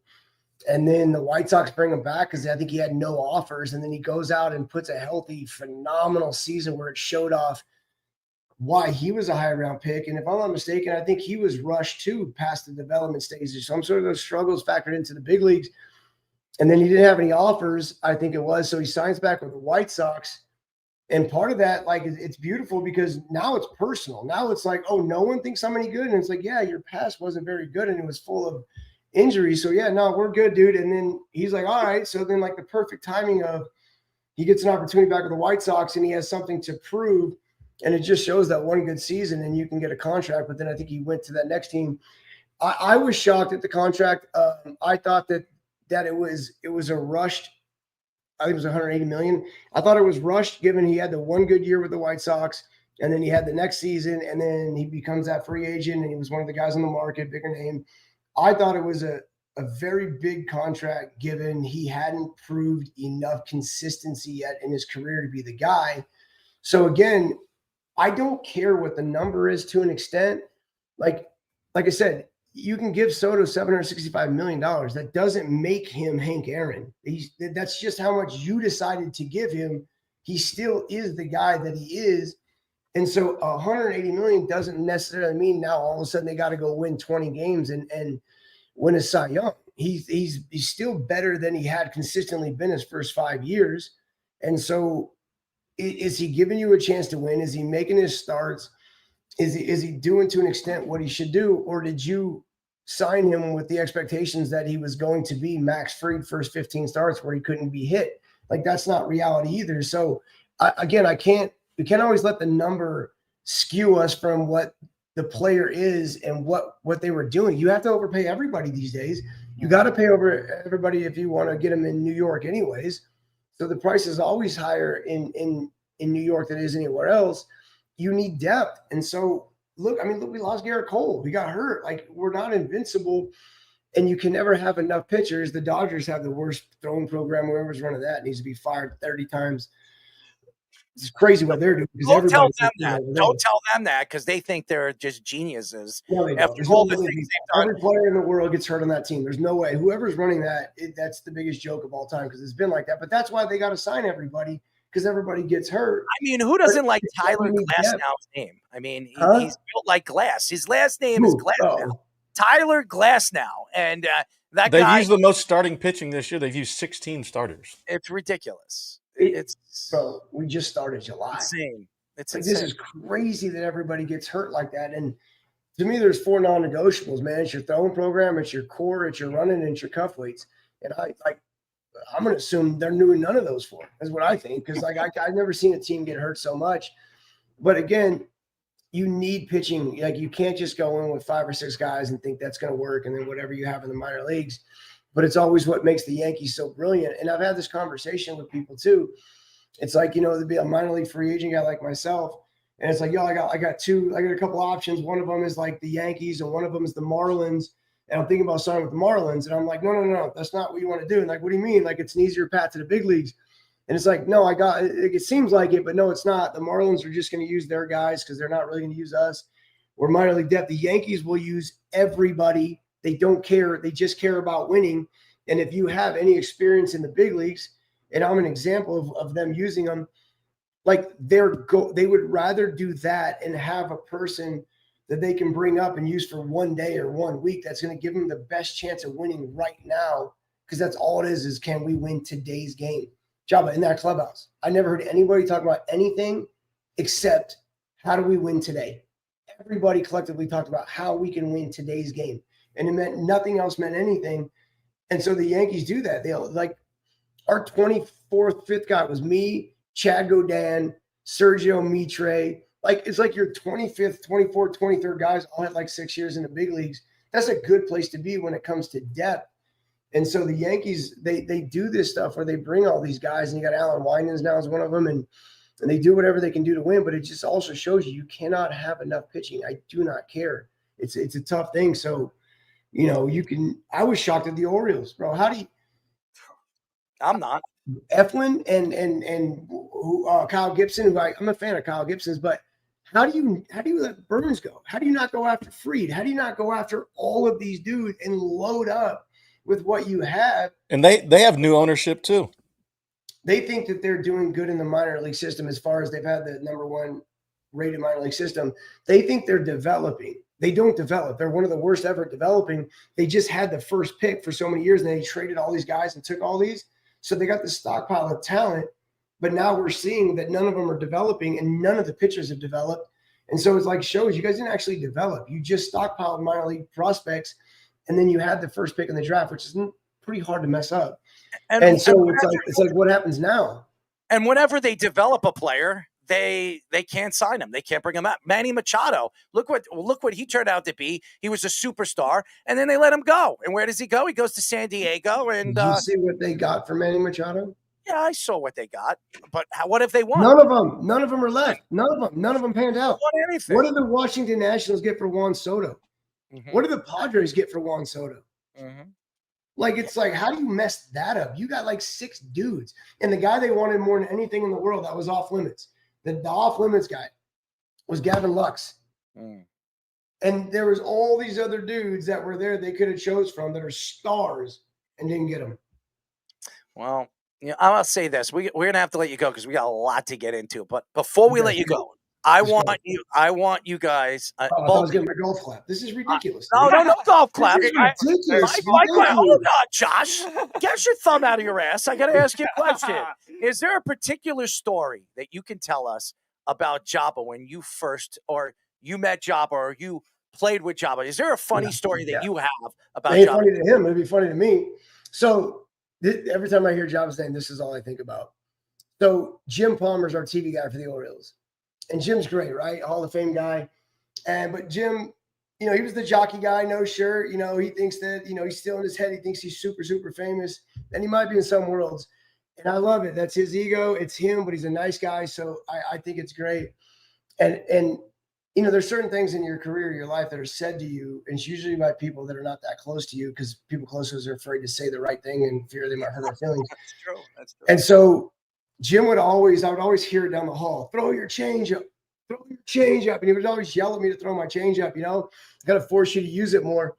And so you would have good conversations with him because he's an intelligent guy. He would always mix himself into the conversation. Don't get me wrong, because he likes to talk about himself.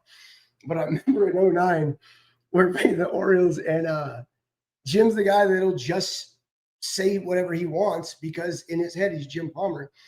And I remember we're in the tunnel, and he went to go say something to Joba about something. Same thing he would say to me. And he went to go say something to Joba, and Joba was like, yeah, Jim, we know. No one gives a shit. And he walked away. To me, it was the funniest thing in the world because I know Jim so well. Like to hear Joba just blow his ass off and keep walking. And Jim was only in his head trying to give like good advice. And Joba just told him where to go. And I was like, quietly dying laughing because knowing him so well. It's like I said, to everybody else, not the best, but to me, it always stood out, man. To me, I don't know if you remember something as simple as that, but it was great. That sounds like Joba. It was Definitely right. sounds I'll like tell you mine before we let him go. Josh, my debut was when you hit A-Rod and we cleared benches twice. That was your debut. Yep. What fuck, dude? Like that should have been handled weeks before that. These guys know the story, but Major League Baseball steps in and was like, "Oh, you can't hit them." I'm like, "You're gonna escalate this. We've had this issue a million times." Yeah, that was fun, dude. Remember, like, so everyone like now everybody knows, but yes, we cleared. Well, the second time was because I went at Tony Pena. Alex thought I was going at him. I was going at Tony because Tony. I know. Well, and the first time was it's my first day. I got the bubble guts. I had to take a shit, and so I was on when you cleared the first time. I heard it. I was literally getting off the can, and like I'm running out because the visiting you got to go out and then run down. Yeah. So I'm like trying to run and put my stuff together. They're like, you might want to run out there. I was like, oh, this is a great first impression. Yeah, sweet. Yeah, well, you got a second time too. Brian Wolf also was making his Major League debut that day as well for us. He came in. Oh, no, sorry. I backtracked. That was the first time we should have had Alex and ended it when Brian made his Major League debut and was asked to hit him and he didn't do it because it was his debut and he was too nervous to do it. That's interesting. So, obviously when I was with you guys, I'm in the bullpen and we're in New York and here it is. We're fighting again. Johnny Mack gets hit or whatever. And there's a fight and I'm running out with Mariano in slow motion because I was like, Mo, I should be in a Blue Jays uniform right now. And Mo goes, hey, just jog slow. And I was like, you're the best, dude. It's like the slowest walk ever. So I didn't have to get involved in a fight wearing a Yankee uniform when I was part of what started that whole shit thing that lasted 4 years. Well, Alex started it, but whatever. I think the golf clap of the day has to be Joba saying he had the bubble guts. Those nerves are like, you can't duplicate those feelings anywhere else in the world. I don't care, man. Like this is something that just takes over. And that's what I'm saying about all this rush stuff, rushing these guys to the big leagues. We're putting them in a situation. You don't realize what you're feeling and how long it takes to calm that down and be able to do your job when you're feeling something you've never felt before, because there's nothing else that gets to it.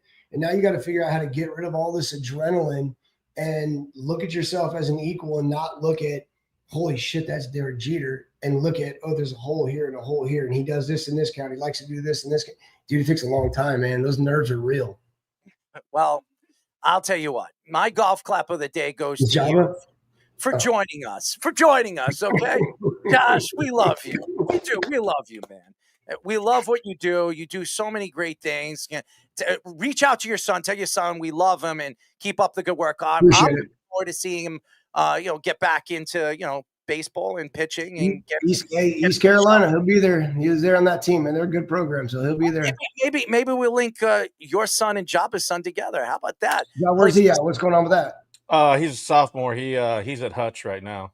Oh, nice. Okay. Yeah, he was a two-way and then wanted to figure it out, and then so he just got a PRP in his elbow. So we've had that done too. Yeah. Does he throw fuzz? He's like 90, 94. Jesus, so he throws fuzz. So they're about the same. Yeah. Nice. There you go. Yeah, he's 6'5", 210. It's a beautiful frame. and a last name. How about Joba? Did you think he had a beautiful frame? Wide. That's all right, man. As long as you're hiding the ball and it sneaks up on him, we're good. Joba is a freaking beast. Could you imagine Josh Towers? He's in a dugout, goes up to Joba and says, man, you got a beautiful frame. I've heard worse, trust me. Josh, we love you, man. I love you. Thank you. Absolutely. Good to see you, Josh.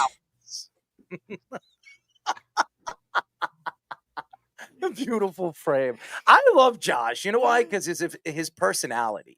He's just very, very funny. He's very fluent, and he doesn't give a crap. He will say whatever he wants to say. He's just like Joba. No wonder why they click. I mean, when it came back and the bubble, what would he call it? Bubble guts? Bubble guts? Joba, I expect that to be the most used soundbite of yours next week. Man, those things were real, man. Bubble guts, beautiful frame. I'm sorry. Beautiful frame. I'm sorry. That was funny when he said, "Oh, We'll have to beautiful definitely, frame." John, we'll have to definitely get Fitch to make a graphic. What is the most beautiful frame for you? I said wide. Oh, UFC 317 featured 2 main event championship fights, both ending in under 3 minutes. In the flyweight championship fight, Alexander, hold on, I'm going to say this right, Pantoja, right? Pantoja. I'm bad with these names.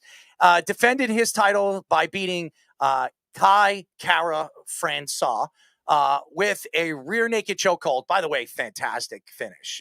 When you get a chance to watch somebody put a rear naked chokehold, it's really in mixed martial arts now, it's almost impossible. You don't see that anymore. Despite being ranked number 9 in the UFC rankings, Pantoja said he is no doubt a top 4 fighter in the UFC after that win.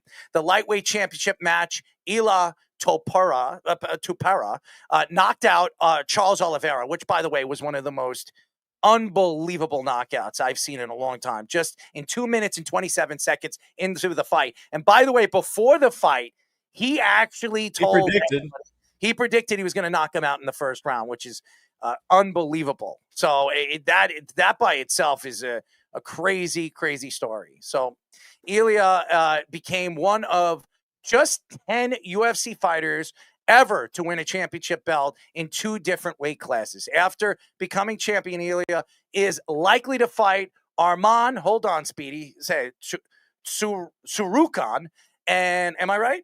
Soyukian and Justin Gaethje, or maybe even Paddy Pimblett, to defend his title. And Ilya says he would like to fight Paddy. I would love to see Ilya and Paddy fight. I He think doesn't that's deserve a fight right now. Who? Paddy? No. He just sells fights. He doesn't. He's number 8. You don't give an 8th-ranked guy against him. Yeah, but only that's person in 2 weight classes to be undefeated. No chance. Say that about Conor McGregor. And when it comes to I get it. I understand. He's 2.0.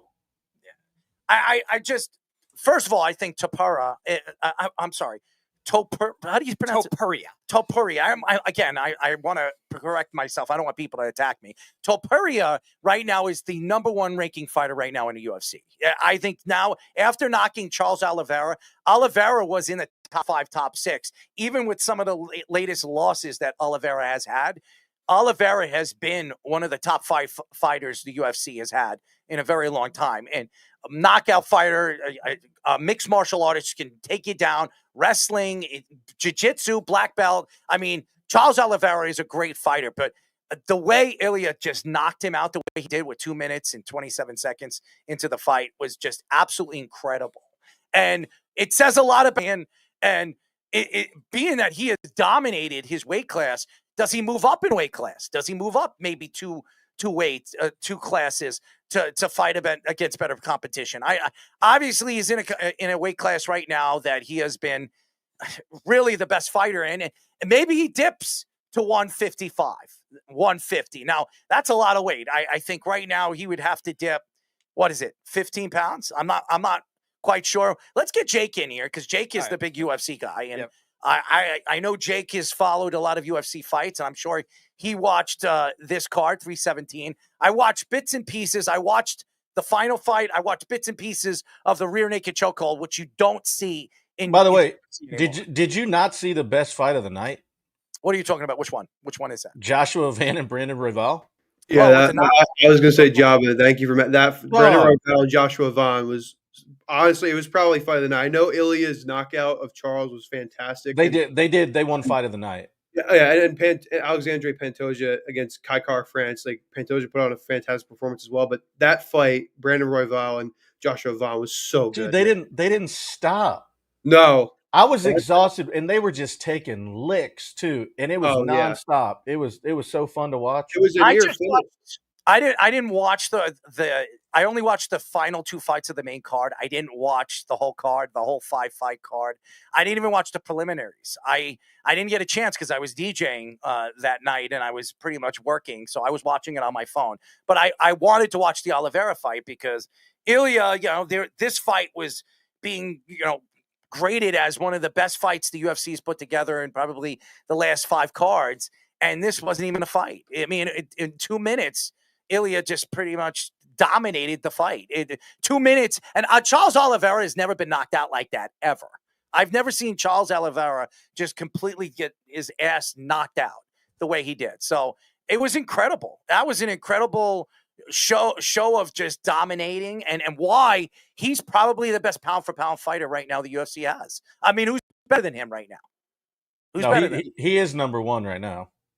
No, yeah, rightfully so, and you're definitely right, Errol. I think like that's what was so crazy about it. Is like Charles Oliveira has been taken down before, but never like that. Just absolutely slept. Like Ilya, his punching power. Like I know everyone was thinking like, oh, is he really going to be able to hang at 155, and is he going to have that same power? And there's no doubt at all. After that, after knocking out Charles Oliveira, sleeping him like the KO victory like that, I was absolutely phenomenal. And I know you said you didn't watch this fight, but I just got to show you this clip really quick. The ending of this of Royval and Vaughn, like Joba, like this fight was absolutely. To get a chance to watch the whole card, I'll probably not tonight, but over the weekend, I'll get a chance to watch 317. Again, the fight that I wanted to watch Ilya, and I wanted to watch Charles Oliveira is one of my favorite fighters. I've always rooted for Charles because he's such a likable person and so very well respected in the UFC. He doesn't go out there and talk crap. He goes out there and fights. And even when they were doing the weigh-ins, how respectful both of these guys are to one another.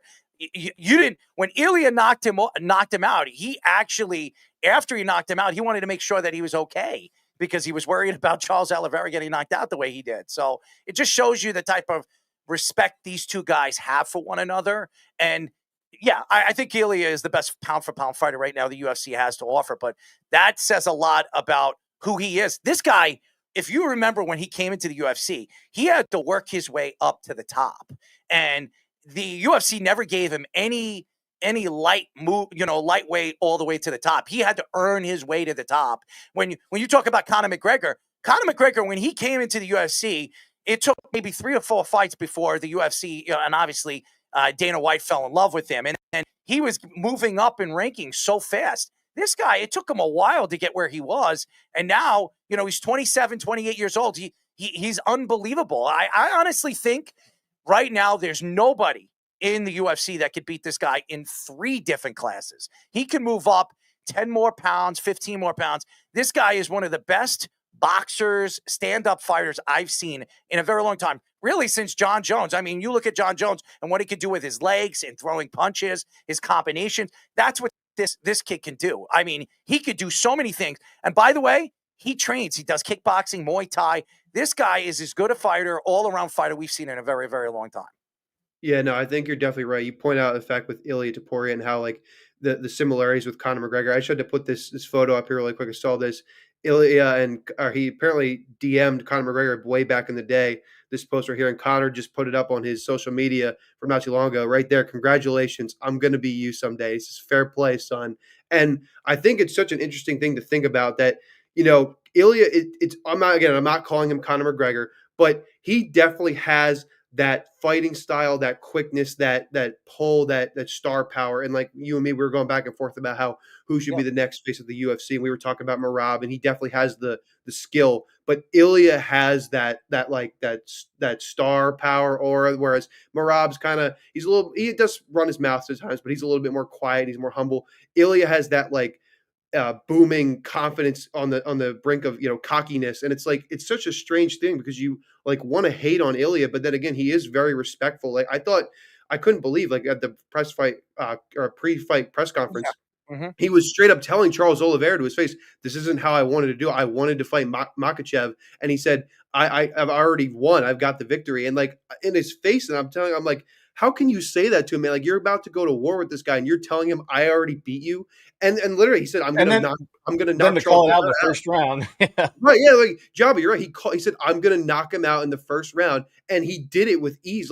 I will say this, Charles, that one moment he had in the match where he had Ilya in the heel hook, if he clamped that in and he got it on Ilya, he probably would have because a heel hook, it's one of the worst injuries you can have in UFC. It's something that you do not want to stay in long because you can ruin your Achilles tendon. If once you get a heel hook, you can rip somebody's Achilles tendon. But I will say, Ilya, he didn't panic. He didn't freak out. He scrambled confidently almost, which was insane because it's like normally most times fighters in there, they panic and, it's like you get twitchy, especially with Charles Oliveira. You saw once he was on the ground, like Ilya was kicking him a couple of times, but he didn't want to go to the ground with Ilya at all. But even when he was in that dangerous position, he didn't panic. He didn't scramble like in a fear. He was confident. He got out of it quickly. He kept tagging Charles. And what was interesting to me is that Charles pursued Ilya a lot in that fight. Like Ilya normally is pressuring all of his opponents, and despite the fact he's only 5'7", and I don't believe his reach is very long, and Charles had such a huge frame and a reach compared to Ilya, but he was pressuring Ilya the whole time. So it was almost like Ilya baited him in, just waited for him to keep coming and keep popping in with that jab, and then he found that right hand and knocked him out. You mentioned Merab, and the only reason why I think Ilya right now is a little bit ahead of Merab right now, because Merab is a small guy. I don't know if he can fight in any higher or bigger weight classes because he's really small. Ilya, he's not a small man. The guy he drops like 30 pounds before his fights. Oh yeah. He could fight at 175. He could fight at 185 if he really wants to.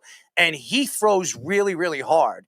And the ability that he has, the way he throws, he could fight in the higher weight classes and knock a lot of guys out in the bigger and the heavier weight classes. So that's why I think Ilya is the best fighter, best pound-for-pound fighter right now the UFC has. And it's so funny because Joe Rogan, after the fight, and the way Joe Rogan wanted to get on his hands and knees and suck him off. I mean, Joe Rogan absolutely loves Ilya. And you saw it after the fight. Oh, you're the greatest fighter. This is one of the greatest dominating fights against one of the greatest fighters the UFC has ever had. And really, Charles Oliveira is a great UFC fighter. This guy has been a multiple champion. This guy is a black belt in Brazilian Jiu-Jitsu. He's a good boxer. He's a good wrestler. His all-around fight games is as good as we've seen in a very, very long time. And then this guy goes into the ring and says, I'm going to knock you out in the first round and embarrass him right in front of a national crowd and the national fans around the world, and just really showed why the UFC now has the next guy. And by the way, Ilya is so much better than Conor McGregor ever was. For anybody to think that, you're trying to compare who is better at the top of their game, Ilya is a better fighter than Conor McGregor was. Now, Conor McGregor had that knockout punch. He had that left hand. We all know what Conor McGregor is. He was more of a boxer. His Muay Thai sucked. His ground fighting sucked. He had no stamina whatsoever. Ilya has stamina. He's got the ground fighting. He's got the stand-up power. He's got everything. So for anybody to try to compare Ilya to Conor, there's no comparison. Ilya, if he fought Conor McGregor at the top of his game, he knocks Conor McGregor out. I will say I would have loved to see that fight. I think it would be kind of close just because of, if you remember Prime Conor, just how he had that. I understand his stamina was not there, and Ilya was definitely a better ground fighter. We haven't really seen it though, because Ilya's just been knocking everybody out left and right. But he definitely was a better. Conor was a very traditional striker, and then of course he worked on his boxing when he went to go fight Floyd Money Mayweather and things of that nature. But it would be interesting to see. But I think I honestly and maybe this is just recency bias in, but I might have to give it to Ilya because it's his power. Again, and he's fast. Conor was the same way, but Ilya, it's just it's lightning quick, and it just comes out of nowhere, and it doesn't really make sense. And the fact that he moved up to the weight, and it seems like the power is still there. That's what's crazy to me. And I know we talked about, you said he could probably move up another weight class personally, but I think what's going to happen is, depending on whatever happens with Islam Makhachev and Jack Della Maddalena at I think with the names, I'm not going to lie with you on that. Depending on what happens at welterweight, whether Islam is to win or lose, I think Ilya will probably wait for Islam. Personally, I'm a big Justin Gaethje fan, so I would love to see Justin Gaethje fight Ilya Topuria, because I think Justin Gaethje does have the power to match Topuria, although I am worried about his speed, because I feel like he would be really fast. Or drops his hands too much. Right, I'm not. His defense it does scare me a lot of times, because he eats a lot of shots, and you can't with Ilya. You cannot get tagged over and over again. Ilya also is an amazing. He has an amazing jab. He could throw the jab, and he sets up punches. So, Ilya, to me, when you look at the context of trying to compare his skill, his stand-up skill to somebody, it would probably be John Jones. That would be the guy. John Jones, obviously bigger and stronger than he was. But what Ilya does so well is his stand-up game, the way he sets up punches, the way he sets up combinations. And then he doesn't need to take you down. He dominates you from the waist up. And he makes sure that you can feel how hard he throws his punches. As a matter of fact, Charles Oliveira at the press conference after the fight, he says, that was the hardest punch I've ever felt in my UFC career. Could you imagine Oliveira coming out and saying that? And he's fought some of the best fighters the UFC's ever had. And he said, that was one of the hardest punches I've ever felt in my career. That says a lot about the power Ilya has and what he can do to people. It doesn't matter what weight class. That's what makes him special. And again, I'm going to tell you this right now. I don't think this guy's going to be beaten. I don't care. In the next 3 years, I think this guy is going to dominate. He's going to give up one of those belts. I wouldn't even be surprised if he says, okay, I'm dominated this division. I've dominated this division. I want to go into this division because I want to be the first 3-division champion the UFC's ever had because nobody can do that. Yeah, I have heard that take. Like they said, like Ilya, like he's so good and he probably won't be like, even though I want him to fight some of these, like I want him to fight Arman Saruki, I want him to fight Justin Gaethje, and I want to like I think Paddy Pimblett, like obviously there is the rivalry there. He's not ready yet. Like he doesn't deserve. I know Joe Rogan called him out and said like, hey, you know, we could see this fight between you and Paddy because you guys have had your beef. I think it's probably going to be Arman Sarukian or Justin Gaethje, and they'll probably have Paddy fight someone like Dan Hooker, or maybe he'll fight Gaethje or Arman, and the other will get the chance against Ilya first. But yeah, I think UFC definitely wants to set up Islam versus Ilya, and that's probably going to be the matchup that everyone wants to see. I'll throw this up here too. This was the pound rankings after the pay-per-view, and Ilya obviously at the number 1 spot, Islam at number 2, Merab at number 3, Dricus Du Plessis at number 4, and then Pantoja, getting his respect that I think he finally deserved to be in that higher rankings in the pound for pound rankings. I think he arguably probably should be number 4. I do like Dricus, but I think that Pantoja has proved over the last couple of fights that he's had, Cara France, Arisen as well, and he's just been dominant and fantastic. And I think they definitely want to see Topuria and Makhachev. And like you say, like I love Justin Gaethje, but I am nervous for that fight. I think Ilya would also dominate Arma. I think he would dominate Paddy. Like to me, Islam's the only guy that I would think like it will be a good fight. It won't just be Ilya's knocking someone's ass out again. No, and that's the problem because Islam, he likes to, and this is the honest truth, he wants to take you down. He wants to wrestle you and take you down. Mhm. And you're going to get the chance to see what Ilya could do on the ground because that's what Islam is going to do. But Islam does have hands, though. I will say, like he can box. Like to me, like because if you look at him versus Khabib, like Khabib was a straight wrestler. Like he could box, but he just wanted to take you to the cage, tire you out, wear on your ground and pound and hurt you. Like if you remember the fight with Dustin Poirier and Islam Makhachev, like Islam was boxing with Dustin Poirier, and that's somebody you don't want to stand up in a ground game with and box with. Like, so I would love to see that fight. Like you said, though, I don't think he'll want to trade with Ilya. He'll probably want to take him down and wrestle him and tire him out, and we'll get to see how Ilya does. But that's the fight to make. Well, we'll see what happens. It's fun with the UFC. And again, I haven't really watched the full card.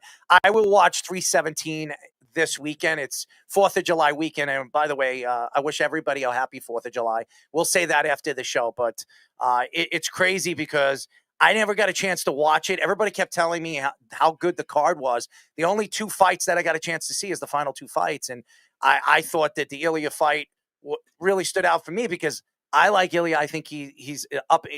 Obviously he's been around for a while, but he's up and coming. When I mean by up and coming, it's going to be very hard to see anybody in any of these weight classes beat this kid because the guy is so confident and so careful when he's so precise the way he boxes and way he stands up against people that the only way you're going to beat him is taking him down, and nobody's ever done that. So until somebody does that, good luck trying to stand up with him and trying to knock this guy out because the guy's got heavy hands. And like Charles Oliveira said at his press conference, he is the hardest puncher he's ever been in the ring with. So that says a lot about him as a fighter and how dangerous and how scary this guy could be for the future. And the UFC, he's only 27 years old too. So he's got a lot of fights left and a lot of opportunity to really show who he is. Might go down as the greatest UFC fighter of all time. He's got a lot. He's got a lot to go. But John Jones, to me, as much as everybody says John Jones is the greatest fighter of all time, to me, he might be the greatest bitch of all time because I'm just so pissed off with John Jones and that. Why do you think he didn't want to fight Aspinall though?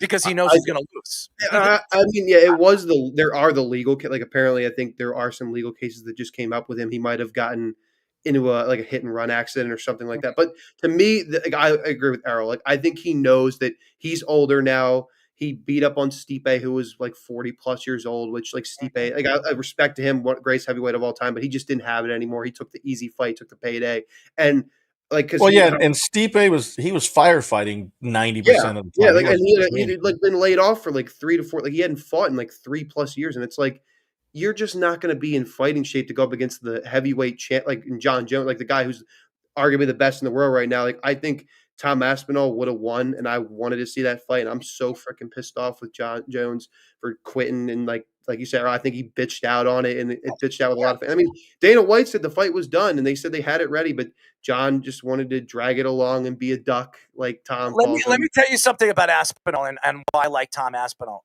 After he heard that he was retiring, he didn't go after. He didn't attack John Jones. He wished him nothing but the best, and he showed how much class Aspinall has. He went out there and said, listen, he's one of the greatest fighters of all time. I understand when somebody wants to walk away from the fight and spend time with his family. I wish him nothing but the best. And I hope he gets the chance to spend the time that he wants with his family, which he hasn't over the last couple of years. That says a lot about Aspinall and the type of person that he is as a professional, because he could have went out and attacked John Jones and told him to go F himself. He didn't do that. That's something Conor would do. Aspinall did not do that. And that's something that the class and the respect that you have to have for a fighter that could go down as the greatest MMA, greatest mixed martial artist, UFC fighter of all time in John Jones. So I think, like you said, like Tom definitely would have been 100% justified in calling Jones a bitch and just telling him like he's a jackass and whatever. Because he wasted a year of Tom Aspinall's prime. Like he was literally sitting on the shelf, just training, working hard. And Dana White and Hunter Campbell and all them just said, just stay ready, like keep training, keep be in shape. We'll tell you when the fight is.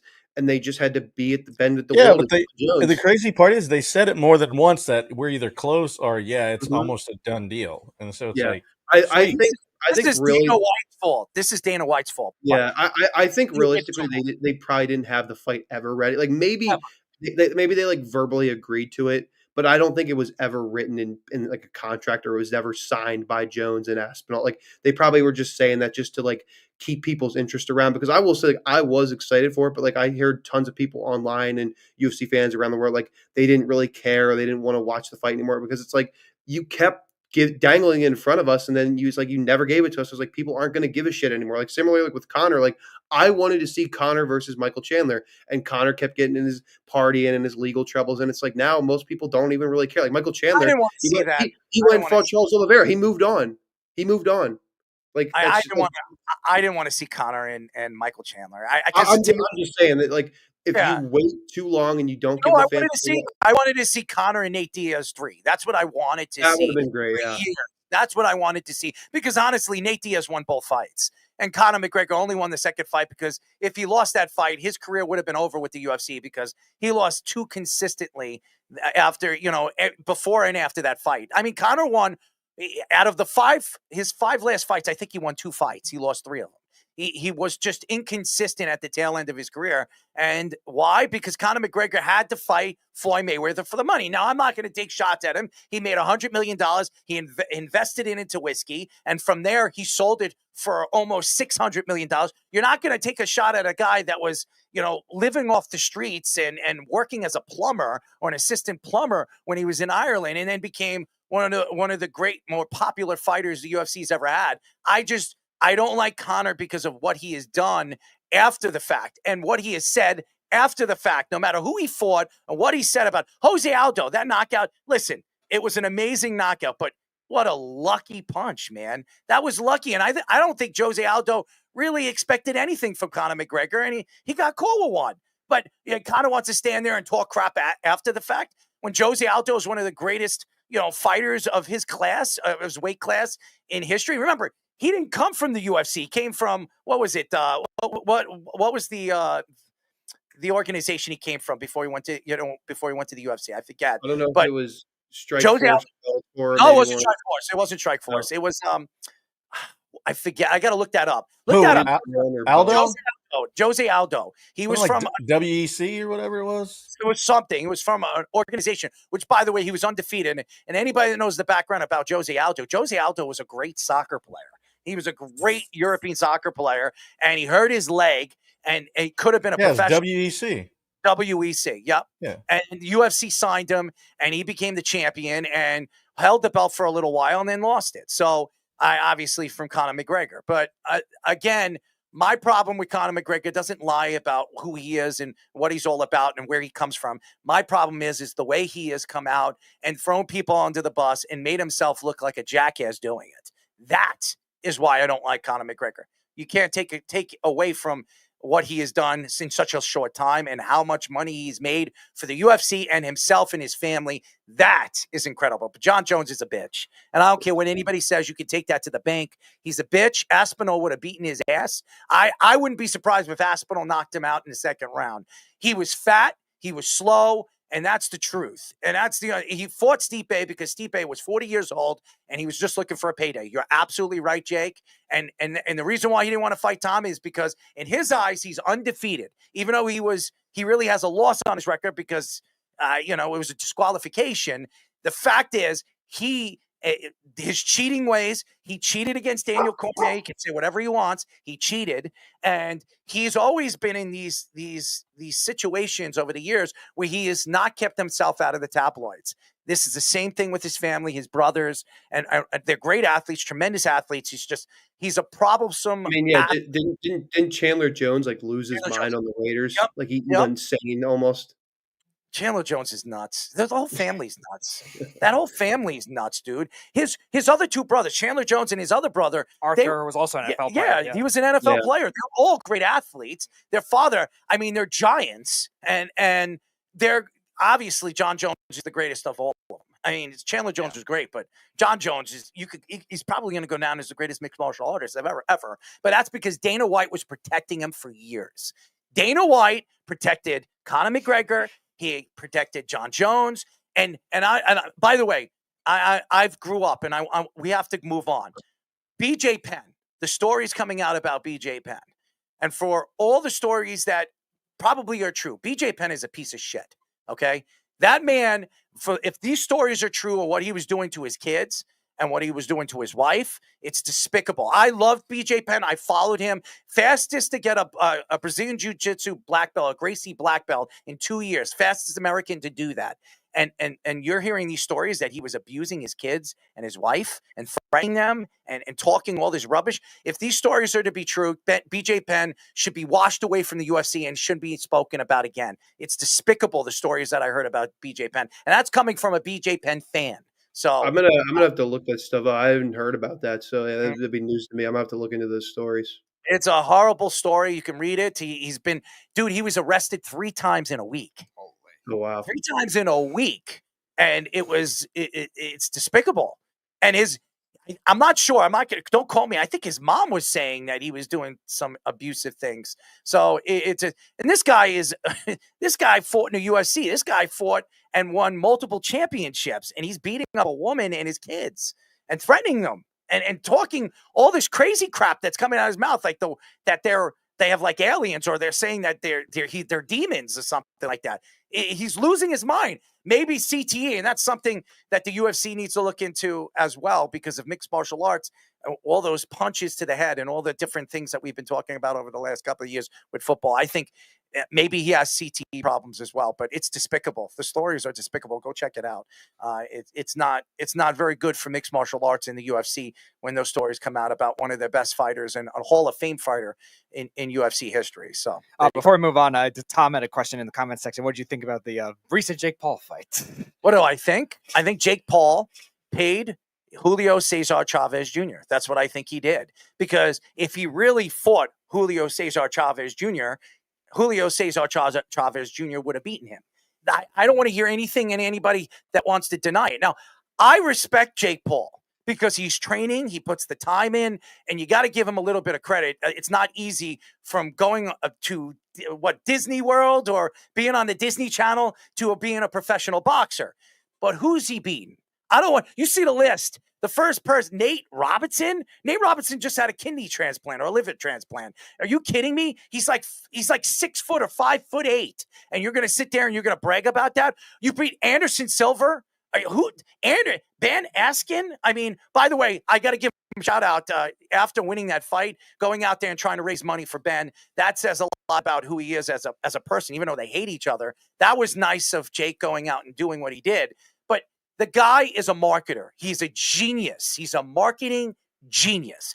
If you want to give him some kind of credit, the guy is one of the best marketing, programming, geniuses I've ever seen. Him and his brother Logan. How does Logan go to the WWE and become a champion? How does he go to the WWE and with the athletic ability that he have, just completely be one of the most hated wrestlers in the WWE and going, being at main events and being like the co-main event and the main event.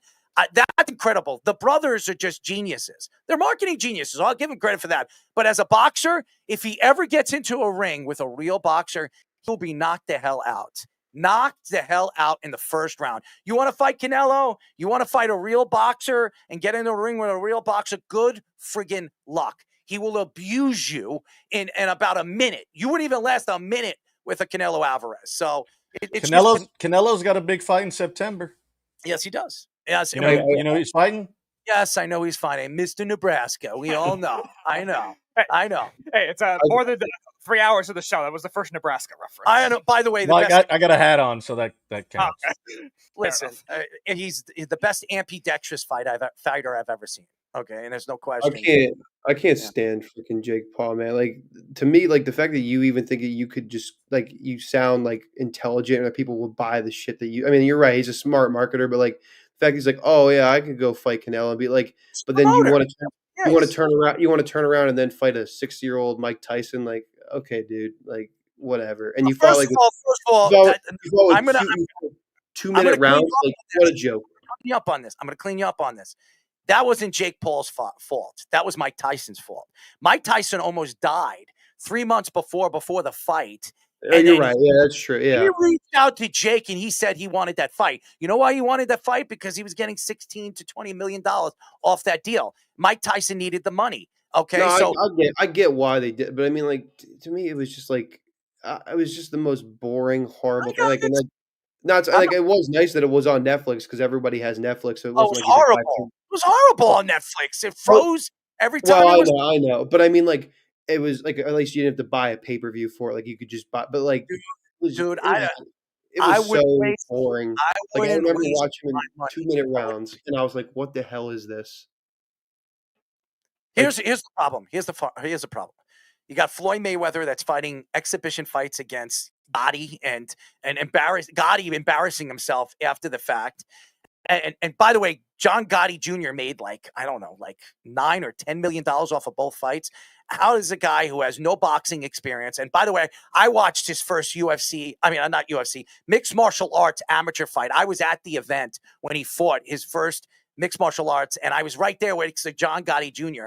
And he was bragging about his son. I'm like, your son wouldn't last a second in the UFC. And then he goes out there and he goes into the boxing world. Again, these guys have names. If you have a name and you can promote it, you're going to make money. That's just the way sports are now. It's a business. It's not about who's better than who or who's the most athletic. It's about, it's Gotti. You have the last name Gotti. Oh, I'll put you in a ring. I'm going to make $10 million off the name. If Joba wants to box right now and he's fighting in Nebraska, do you know how many people would go to watch Joba Chamberlain fight? I mean, seriously, it doesn't matter who he's fighting. Joba, are you going to fight who is it? I can't. Oh man, I'm drawing a blank. Doink the Clown. If he fought Doink the Clown, people would sell out. No. I was saying you're gonna fight David Ortiz. We'll do Red Sox versus Yankees. No, Kevin Youkilis is his number one enemy. Yeah. Okay. I'd do that for free. I pay to see that. That's what we got to set up. We got to set up Joba Chamberlain against Kevin Youkilis. That would be great because Tom Brady would show up to that match because that's his brother-in-law. That would be perfect. That would be absolute Doo-doo.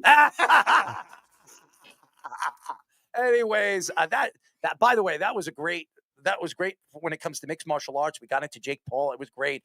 Honestly, we're not even going to do King of the Hill tonight. We're not. We don't have to. We just gave you King of the Hill. We got into the mixed martial arts, the boxing. We gave you everything that you wanted there. Screw King of the Hill tonight. That was great. Jake, your knowledge when it comes to mixed martial arts and combat sport is sensational. But again, Jake Paul is a promoter. That's what he is. I'd love to see him get into a ring with a real boxer in the prime of his career. And if he could even get out of 2 rounds, I'll give him props. And I'm talking about 3.5-minute rounds, no 2-minute rounds, 3.5-minute rounds with a real professional boxer. I'd pay to see it, but he's not going to do that. He's a chicken shit. That's it. I'll challenge him on this show right now. I boxed for 7 years competitively. I was an undefeated amateur for 7 years. I was 22-0-1. I fought. I boxed a lot of good fighters out here in Long Island with face, obviously with face, protecting face. But I can fight. I challenge Jake anytime he wants to fight. I got to train for 6 months. It's a lot. You got to train for 6 months, and I got to run, and I got to get back into shape. I challenge his fat ass, and I'll knock him the fuck out, okay, in 2 rounds. I would knock him out in 2 rounds. He's a chicken shit who throws a heavy right hand, and that's all I'm going to say about Jake. Jake is not a good fighter. He drops his hands, he zips his hands, and he's just like Conor McGregor. You get through 2 rounds, his hands start to fall, and if you do that, he's got a soft chin, and that's all I'm going to say about that. What's going on over here? Thanks, Raul. Yeah, I fought the bugs in Cleveland. That boy. He did. We're going to go some Gotham here. Javik is going to take Kevin Youkilis. Believe it. Let's go, boys. I would love to fight. Jake Paul. Obviously, I'm not a big name, and get into a ring with a real person. I'm not even a real boxer because I'm not a professional boxer. I'll knock you out. I will knock you out. You go against these hockey players, these basketball players, former this, former that, UFC fighters, out of shape. I'm 43 years old. How old is Jake Paul? 28? What is it, 28 years old? He is 15 years of I am 15 years of his elder, okay? I get into the ring, and I promise you guys, I beat him in a 5-round fight. 5-round fight. What is he? 3-minute rounds? 3-minute rounds? 3-minute rounds. I don't think he lasts. If he fights 3-minute rounds, 5 rounds with me, I'll end him in 2 or 3 rounds. He doesn't. He's not what he says he is. And I any day, anytime, I'll fight him on the streets. We don't even have to go in the ring and sell it. Get me gloves. I'll train for a couple of months because I'm going to need a couple of months to get my cardio back at least a little bit. I got to run a couple of miles. But I am absolutely ready. I got to drop what? What does he fight at? 200, 205? I think it's 205, right? Jake, what does he fight at? 205? What was his last fight? I don't know. I'm He was not like really 190 something his last. All right, one. so I'm 216 today, so I would have to drop 25 pounds. I would need at least 4 months to do that because I definitely need to train my body with the stamina and all that other stuff and get into the ring and have some some competition with He's guys fighting in the bit. cruiserweight standing, so I don't know what Cruiserweight that is. Yeah, cruiserweight is 190, So he's around 185, 190. That's what he's at. I just had to point out too. Goes to Gotham. He says if he doesn't run from you, bro. So yeah, you might have to just train your cardio because Jake will be running from you the whole time. Yeah, he's a bitch, man. And I'm going to tell you right now, I know how to stand with him, and I know how to throw combinations. I did it. And I'm going to tell you this right now. I'm not talking crap. I will absolutely do it. If he wants to do it, you could send this, but you can send this to his social media. I would challenge him. I'd fight him anywhere. I'd fight him in Disneyland, right by the, what do they call that? The, princess freaking Magic Castle. Magic yeah. Castle. Yeah. Magic Castle. Kingdom. They have a Disney show that didn't do too great. Yeah, well, he didn't have anything doing too great. The only thing he does great is promoting. I got to give him credit for that. But if he wants to fight, he's looking for a fight. It'll be a pleasure to jump in the ring with him and give him a nice beatdown. And I'll do it for free. You don't even have to pay me. I'll do it for free, Jake. How about this? We'll do, whoever wins the fight donates a certain amount of money to whoever's organization, okay? Because after I knock you the F out and I beat your ass, you can donate to Joba Chamberlain's foundation, whatever foundation he chooses. Okay, Joba will be in my corner after I spit a couple times in my little bucket, and after I do that, I'll be dancing around and shoving my fist up your ass. Anyways, there you go. That's a challenge, but he's not going to take it because he's a peewee. Anyways, ladies and gentlemen, no goodies, bag of balls, no king of the hill, but we have Dial It Up. We interrupt this regularly scheduled hot mix to bring you an important news. We got a big broadcast to do here. We're about to dial it up. Well, Dial It Up will not be the same without Goody saying dial it up before everything. Dial it up. So, well, maybe or fish. Maybe, yeah. Dial it up. Yeah, but when Goody does it, it's like, dial it up. You want to take it up the ass? No. You want to dial that up? No. Okay. Nathan might with one of his hot ladies, but that's why don't you bring all the guys in? Bring Aaron in, Jake. Let them come in. All right, Nathan, you can come in. Well, all of them come in. You have some fun. You could dial it up a little, too. What's up? All right, we'll start with this. Bring Aaron in. Go ahead, bring them all. Well, yeah, we'll start with this one. So Rob Manfred is blaming the players for the reason that the baseball has lost approximately $2.5 billion. It was a response directly after that where Tony Clark, who's the progressive player with the Players Association, is blaming them as a sales pitch type thing.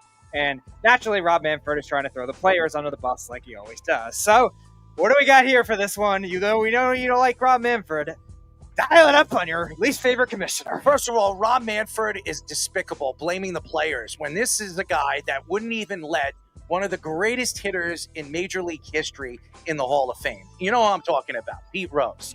And this guy has gone out and said a lot of derogatory things over the years. And then he's gone out there and tried to make and change rules for the Major League, thinking that it speeds up the game. Does it make the game better? I love those 4 or 5 hour games when I went to those Yankee Red Sox games. So what is he trying to do? He's trying to speed up the game and make the game worse. The game worked so many years the way it has. Now, steroids, Bud Selig, he's the one who came from the steroid time, and then Bud Selig is inducted into the Hall of Fame. Why? Because Rob Manfred was the one that inducted him into the Hall of Fame, his butt buddy. I don't like Rob Manfred, whatever you want to call him. He's a free ass. That's what he is. And what I believe in 2026 or 2027, when his contract is up, please, somebody take that job. He's an idiot, he's disrespectful, and he's one of the worst commissioners in Major League Baseball history.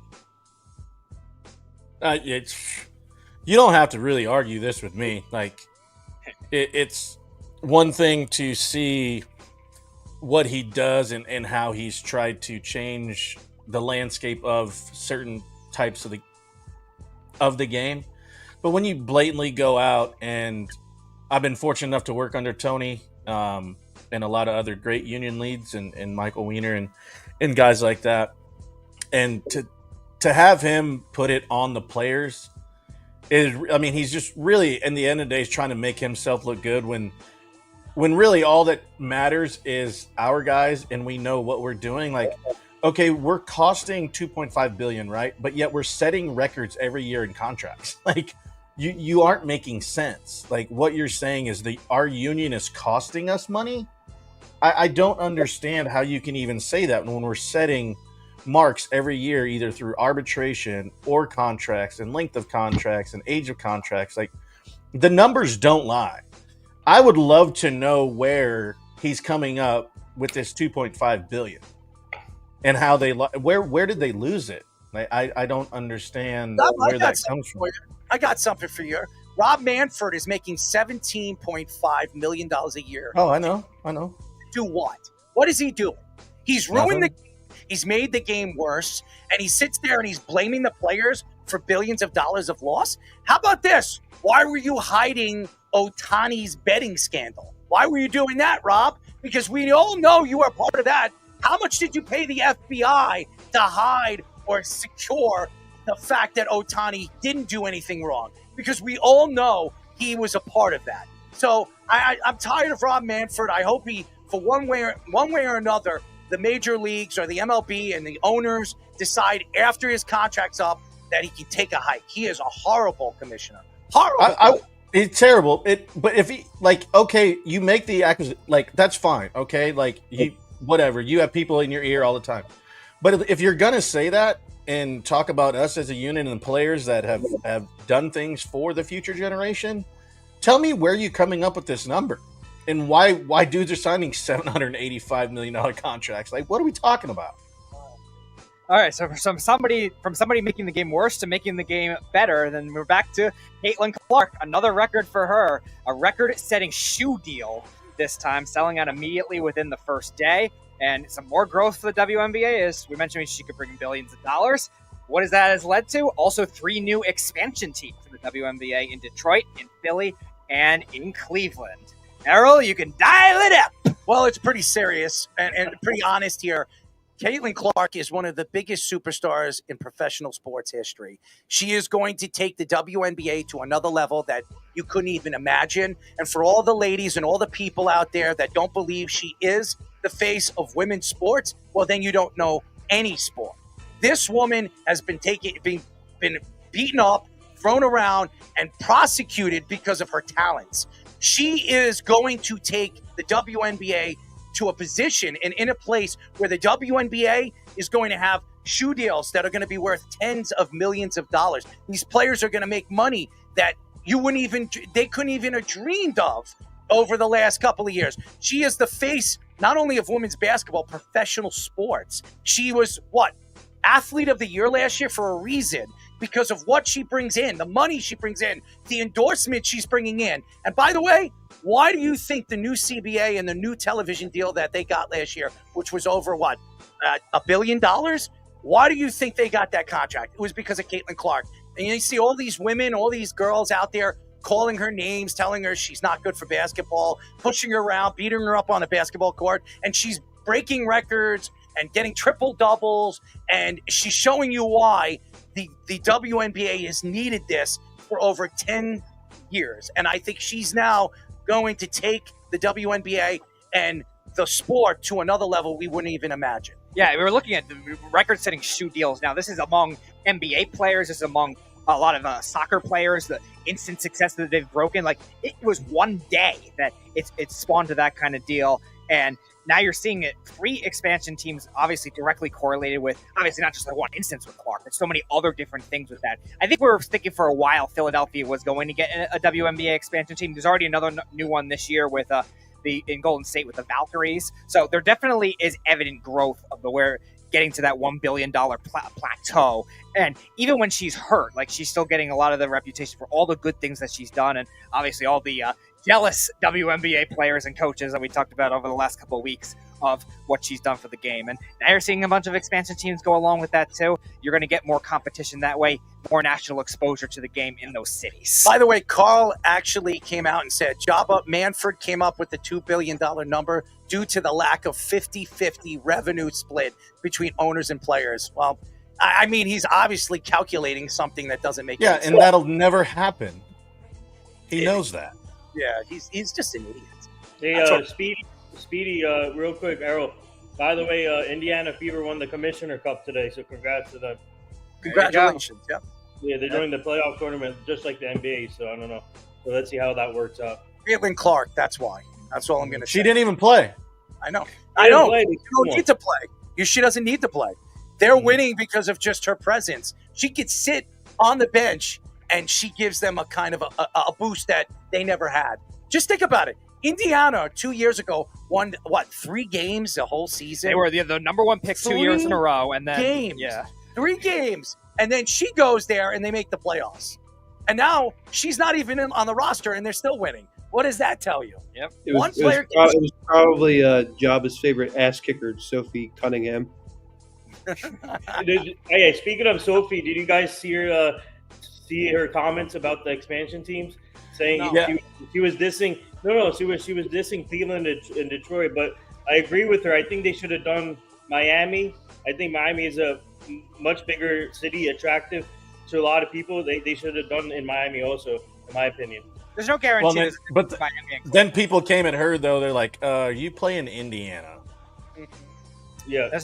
Miami is a good basketball city, but it's not great for the other sports. Cleveland has been pretty good with all their sports, so I can see why that could work over there. All right, let's move on. A very sad story in baseball. Dave Parker passing away, great Pirates outfielder, just before his would have been Hall of Fame induction ceremony in July, late in July. Very sad story on their part. Rest in peace to a great. But another case of maybe baseball not putting a guy in the Hall of Fame, waiting way too long to do it. So, Errol, you could dial this one up. Well, it's a shame. And that's the problem with Rob Manfred, the idiot of himself. He looks at himself in a mirror, and I wonder if he actually sees himself or he believes he's something that he's not.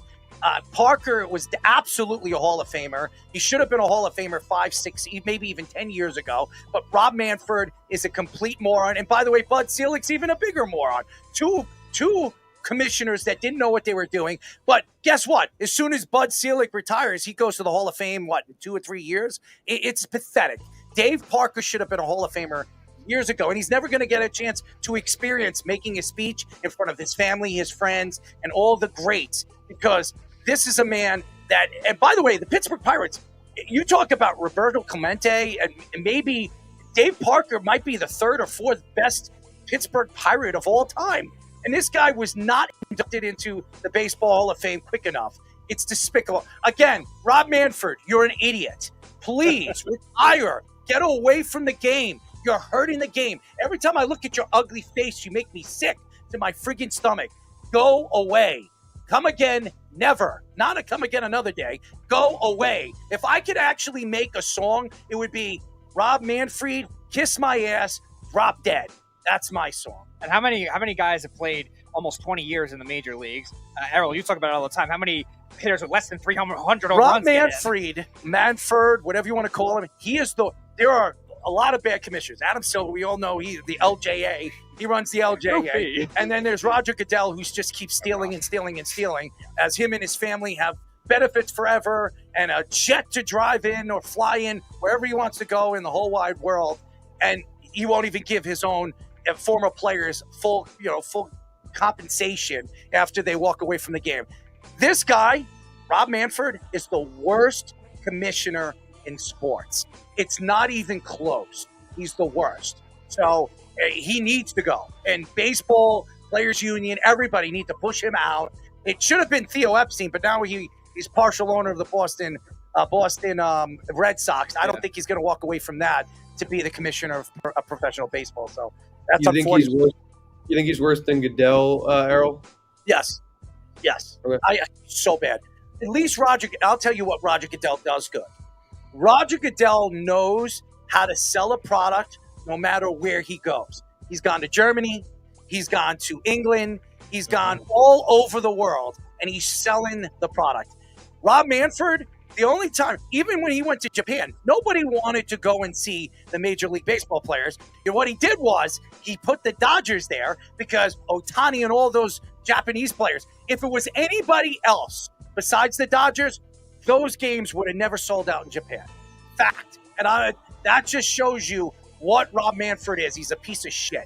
That's what he is. He's a piece of garbage. He doesn't belong. He doesn't help the game of baseball. He's ruined the game of baseball. And anybody that we've had on this show, unless they're working for the MLB or they're trying to protect something, every single one of them would tell you how big of a piece of garbage Rob Manfred is. And I don't care if I get hired from the MLB network. I could give a shit.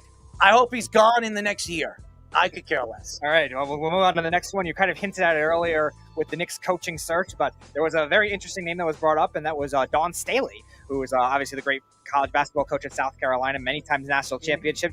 James Borrego, another name that was mentioned, the former Hornets head coach, and a couple unconventional ones. But Dawn Staley was one of them. There's never been, obviously, a woman hired as an NBA coach. Becky Hammon was the only one that was interviewed, but trying to do their due diligence a little more. What are your thoughts on that one? Well, it's pretty simple. It's pretty honest. Okay, I'm going to be pretty honest with this. The Knicks are just trying to sell newspapers. That's what they're trying to do. There was no thought in their minds to hire Dawn Staley. Okay, she's been very successful in college basketball. That's great. This is the NBA. Okay, the NBA, and I'm sorry. LJA, LeBron James Association. if there's anybody that's going to be hired, it wouldn't be Dawn Staley. And no offense to her. The Knicks are in a big city. They're from, James Dolan. James Dolan will never allow Dawn Staley being hired as his next head coach. It was never going to be done. I understand what the Knicks are trying to do. They're trying to sell newspapers and sell a story. This is just a story, guys. Dawn Staley was never going to get hired. Maybe Dawn Staley would be a great coach in the NBA. She probably would be. It's just the Knicks are not the organization that she would go to. She has a better chance of taking a job with Sacramento or one of these small cities that are looking for a little boost. Not New York, not LA, not Miami, maybe Detroit. Detroit's another city. Maybe Staley going to Detroit. That makes sense. The New York Knicks, not a chance in hell. The Knicks and Leon Rose would be eaten up alive if they hired Staley. Who was the girl with the Spurs? Becky Hammond. That's what I was Becky mentioning. Hammond. She's the only one who got the higher interviews in the past. Milwaukee, I think, was the closest one before they hired Budenholzer. In New York, it would never work. And I was going to say that, too, because she also has roots in Philadelphia, too. So I don't know if she would even want to go to New York, but she has roots. That has nothing to do with coaching in South Carolina. So maybe if there's any chance, it would be one of those Southern teams. That would be a very Philadelphia thing to do, by the way. And that's what I'm going to lead back to. That's what I'm going to lead back to with what we're talking about with the WNBA expansion. I think it's more likely maybe she starts something like that, one of those new teams in Philadelphia, especially with her having roots there, and then maybe gain it that way. I think she has a reputation as a great coach. As much as we like to take shots at Sean Smith with the Gamecocks when he was on our show, they have had the best last decade women's basketball team. But I think there will probably be another layer it has to get through before she'll get another job. You're right, for the Knicks' sake. James Borrego and all these other names being thrown out there, there's no way. I gotta attack Carl here. He says, Errol's showing why the Knicks never get it done if they are trying to sell newspapers. When was the last time anyone held a newspaper? Dude, if you come here to Long Island, you have newspaper guys throwing newspapers all over the place. There's newspapers you have Newsday, the New York Times, the Post. There's newspapers still here. You go to a bagel shop, you're going to find newspapers. And yes, it's all about selling newspapers and selling stories on social media. That's what the Knicks are trying to do. Leon Rose is one of the most intelligent GMs or presidents we've ever had in New York sports. The guy knows how to sell stories. He's the one who's selling this story, guys. It's not happening. It was never going to happen. Take that to the bank. It was never happening. It's just a stupid story. Sell it, take it, turn it sideways and stick it up your straight up candy ass. Okay? It's never happening. All right. Never. We will round it out with the last story of the day. Another layer to the Miami Dolphins we were talking about in the beginning. They trade for a now unretired Darren Waller. This is crazy. The Giants apparently unretired. Now the Giants are trading him with a 7th-round pick for a conditional 6th-round pick and are trying to join that loaded offense in Miami. You know, it's so funny about this story because Nathan brought it up to me today. He says, guess who's coming out of retirement and coming back? And I said, who? He said, Darren Waller. I said, who? And he said, Darren Waller. I said, yeah, the tight end that played for the Giants. And how many games did he play for the Giants? Like 12 games? He played 2 years with the Giants and played 12 games. Give me a friggin' break.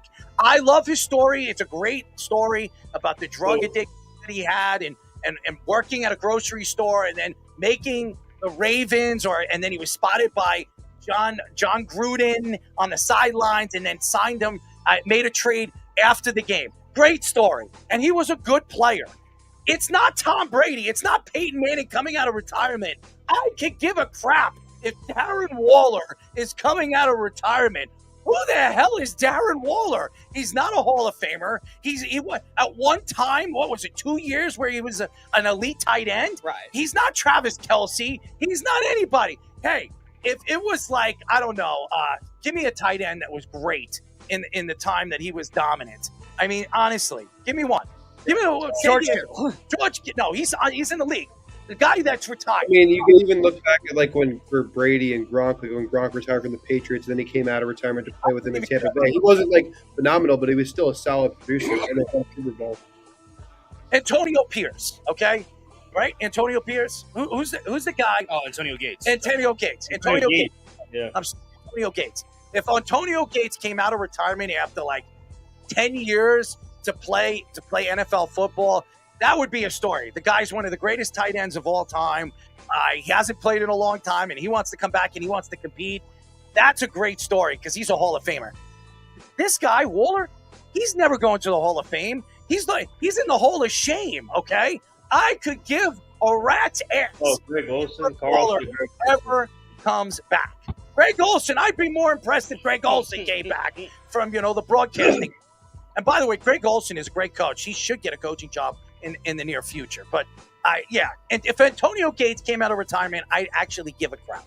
I could give a crap about Darren Waller. I'm going to say Evan Neal, outside of Evan Neal, and someone outside. Neal? Did you bring up Evan Neal? No, I'm saying Evan Neal. Outside of Evan Neal. You said that about 6 times. I swear to God, Evan Darren Neal, Waller Evan Neal is like Evan Neal. Nobody, like you said, Aaron, nobody cares because only the fact Scoop is that sits on the shitter. I remember exactly the moment when Darren Waller actually came into the New York Giants. It was a little suspect at first, but hey, he had 2 good seasons with the Raiders, and there's no reason that nobody should be excited or anybody even cares about Darren Waller even coming out. Blow my back out. Coming out of the league for whatsoever. I mean, he's not even going to be a number 1 option over there in Miami. He's not even going to be the 3rd or 4th option outside of someone like Waddle or Tyreek Joba like or my even the 2 cocktail. running backs, or even the 2 running backs that we have over there. With what's his name, Raheem Mostert, and who's the other guy? Achane. He'll be the number 5th option outside of those 4 guys that just named right there. So I like anal. And on top of that, I also one time when he divorced recently, Kelsey Plum. Everybody knows, of course, Kelsey Plum. Yeah, yep. She just won much better than he was. Yes, I literally he sent out an Instagram post of him singing. By the way, he's a terrible rapper. He makes horrible music. On top of that, I went and commented saying, I could see why your wife is a 2-time champ and you're not, with thousands and thousands of comments eating me up for the fact that, he doesn't have a great quarterback, this and that. It doesn't even matter. Outside of that, he had Derek Carr. Outside of that, with those 2 seasons that he actually put up good numbers, it doesn't even matter. Like I said, it doesn't even matter what Tua Tagovailoa, who he might not even actually be helpful. Or if he's even stay healthy. Breaking news. A lot of hot ladies. He's not even going to be a number 2 or 3rd option. He'll be the number 5th option, and nobody cares about Darren Waller. No, I don't get this story. This is a stupid story, and the reason why maybe Mike McDonald maybe Coach McDonald or McDaniels wants to be in the next rap album. I don't know. Oh, stop with this crap. Niffin, you actually shut the music off. Niffin actually brought this story up to me today. He says, guess who's coming? Oh, breaking news. Oh, you're not going to believe this. Guess who's coming out of retirement? I thought it was Tom Brady or Peyton Manning. He says Darren Waller. I was like, what? Are we? Yeah, so basically, Darren Waller. Come on, man. Darren Waller. The only retirement or unretirement that Niffin would celebrate more is E.J. Perry. Ridiculous. But his story is sensational for anybody that knows what he's been through when it came to opioids and all the trials and tribulations he had when he came from high school and then college and then falling apart. That is a story. It is an amazing story. You got to give John Gruden a lot of credit for taking a chance with him. But for anybody to sit here and brag about Darren Waller coming out of retirement, this guy he couldn't stay healthy. He's as important as the Speedy shit stain right now. Okay, that's as far as that's the truth. You have any skid marks? No, that's your nickname. That's actually Sarge's nickname for you. First of all, who's Ashley? Ashley Sarge? Wasn't that the nickname he gave you? Listen, first of all, Ashley, if you're listening to the show, and I'm sure he is because he's a pain in my ass. Ashley wants to come on the show, talk a little hockey, and maybe I'll get him on the show tomorrow so we can talk about the Rangers and the Islanders. I want to say something to Ashley. Ashley, do you remember when we went to the draft in Dallas? Remember what I did to that leg of yours? Oh, boy. You be careful, man. I can tell that story. I could embarrass you on live radio. Anyways, we have one more segment of the night, and we call that, What's That Smell? Hold up. What is that smell? What's that smell? Wow, you don't see that every day. Breaking news. Fish is a grumpy old man. All right, ladies and gentlemen, we have the boys, and we're going to give them an opportunity too. Why not? They're our interns. They've done a great job. Jake, Aaron, Zach will be back tomorrow. Yep. So let's do it with them. All right. So here's the story. This is how we're going to do it. Nathan, you could join us too. It's very simple. We're gonna give you a story that's happened over the past week, and we're gonna tell you what it smells like. All right. We're gonna go first. We're gonna go with Scoops. We're gonna go with Aaron, Jake, Nathan. Well, I don't have a story for this one, so I don't know. Come on up, Nathan. We'll take Nathan out. All right. We'll take Nathan out. Then we'll have Speedy, Joba, me. Here we go. All right. Let's get the music going. Let's go. You're the one who spits it out. All right. So Speedy's basically, over this past weekend, we had a WWE event known as Night of Champions, where they had over in Saudi Arabia. I just have to come on and say that the Saudi Arabia pay-per-views that they've been going on since 2018 or whatever have been absolutely atrocious. A lot of these Saudi pay-per-views are not. I'll let you really lick my good. butt. And it's really just I don't know what it is with the quality of wrestling right now. I do say Triple H is doing a really good job with the way wrestling has been going on and his booking. But however, these Saudi pay-per-views got to go. You got Crown Jewel. You got Night of Champions. That was a bust. And we're not going to go anywhere as it's going to be in Royal Rumble next year. A lot of the matches didn't deliver. I mean, you had the King of the Ring. Okay, sure. The Queen of the Ring. A lot of people weren't happy about that. You even had the last time ever, John Cena, who's on his retirement tour, against CM Punk, which was a pretty underwhelming match considering these guys have had great matches in the past before. So what does it smell like? It smells like some Saudi Arabia sand that Triple H shoved up his underpants. So there we go. There you go. All right, Aaron. All right. So this is something I saw, I think, within the past week. I want to say on Twitter. I had thought of it. This would be good for this segment. I don't know if any of you guys saw it, but there was a video out there with someone trying to get Kelsey Plum to sign one of her rookie cards or her cards, something like that. And she was very turned off by it, didn't want to do it. I mean, it was an older gentleman, but he seemed very nice. She was very standoffish. She ended up signing it anyway. But I was sitting there watching that video and going, man, look, everyone's complaining about the WNBA, how they don't get what they want, the money that they want, or the views that they want, and they want more people to watch them. But then you see stuff like this and go, okay, you're only hurting your brand by doing this. And then you also see the stuff with Caitlin Clark and go, okay, this one generational player is trying to save the entire league, but you guys are not willing to pursue other things and be nice to not even be just be a normal person. If someone's asking you to sign something, just sign it. Like, to me, I thought it was just like you're just ruining your sport. Like, just do what you got to do to help your league at the end of the day. So to me, it's not like it was shitting on their own league, essentially, just taking a big ass doogie on their league, and that's it. The other one, Aaron, too, I don't know if you saw it, too, if you guys saw it, where that girl was sitting courtside. She had a Clayton Clark shirt on. She brought over their shirt, and she told the girl to do better. I didn't see that. But, like, you see, it's like, I don't understand the narrative. Like, yeah, I get it. Like, I think everyone wants to at least see some sort of, like, uphill battle with them. Like, they want to see the league do good. But then at the end of the day, they're just ruining it for themselves. I don't know. Maybe that's the way I see it. But I saw that, and I was like, that doesn't make any sense to me. But yeah. All right, Jake. All right, yeah. So for my story, I'm going to go to the NBA. Obviously, we're right in the middle of NBA free agency, so there's a lot of great moves. I'm sure we'll get into that in tomorrow's show. Yep. But the one I wanted to point to was the free agency move of Miles Turner leaving the Indiana Pacers and going to the Milwaukee Bucks on, I believe it was like a 4-year, $109 million contract. Literally just, weeks or even days after they lost the NBA Finals heartbreaking Game 7 to the Oklahoma City Thunder, when they were one game away. They went on an improbable run. It was unbelievable. And the Pacers owners, they don't want to pay Miles Turner, who's been their center for their franchise for the last 5 to 8, 10-ish plus years, all because Tyrese Halliburton went down with a horrific injury. You don't want to keep this team together and try to compete, and let alone you go to Milwaukee, your main rival, after they just cut and waived Damian Lillard. Like, what kind of logic is that? Like, you're just going to throw in the towel and give up on 1 year after you just went to the finals and were one game away from winning a championship? You're going to throw away one of your key contributors and pieces and let him walk to your main rival? That smells like deep, bloody betrayal to me, and the shitty smell of a dead deer carcass. Oh, that's good. There you go. That smells Fit good. it very well with the Milwaukee Bucks theme. All right, I'll shift to some hockey. These are two Boston radio hosts, Mike Felger and Tony Maserati, who took shots at the Bruins, claiming that they draft too many local prospects, allegedly.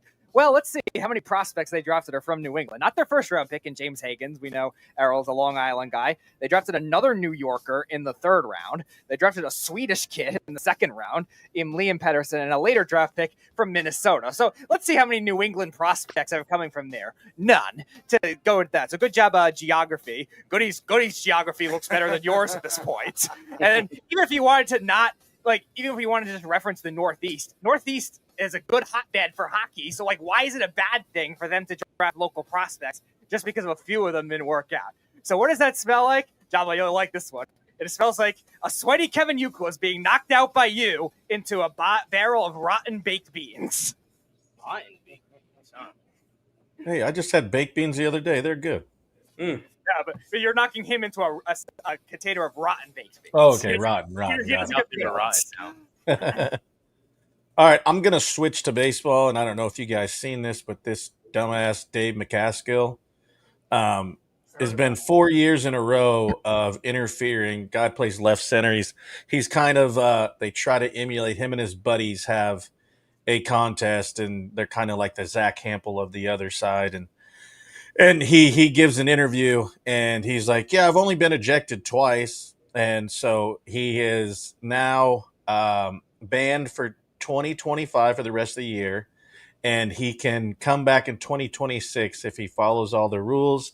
I talked to a colleague of ours and Megan Plain who actually did an interview with him, and she was like, it was interesting. He's very, very proud of what he did, but when it comes to interfering with games and outcomes of games, and I don't like it, and then you are proud of it, and you say you've already gotten thrown out twice, like, okay, maybe once, you get a little overzealous and you reach out because you're excited, but then again, and then now you're banned. It just shows that you have little wiener man syndrome, and it smells like he didn't use his dude wipes, and he wipes back to front.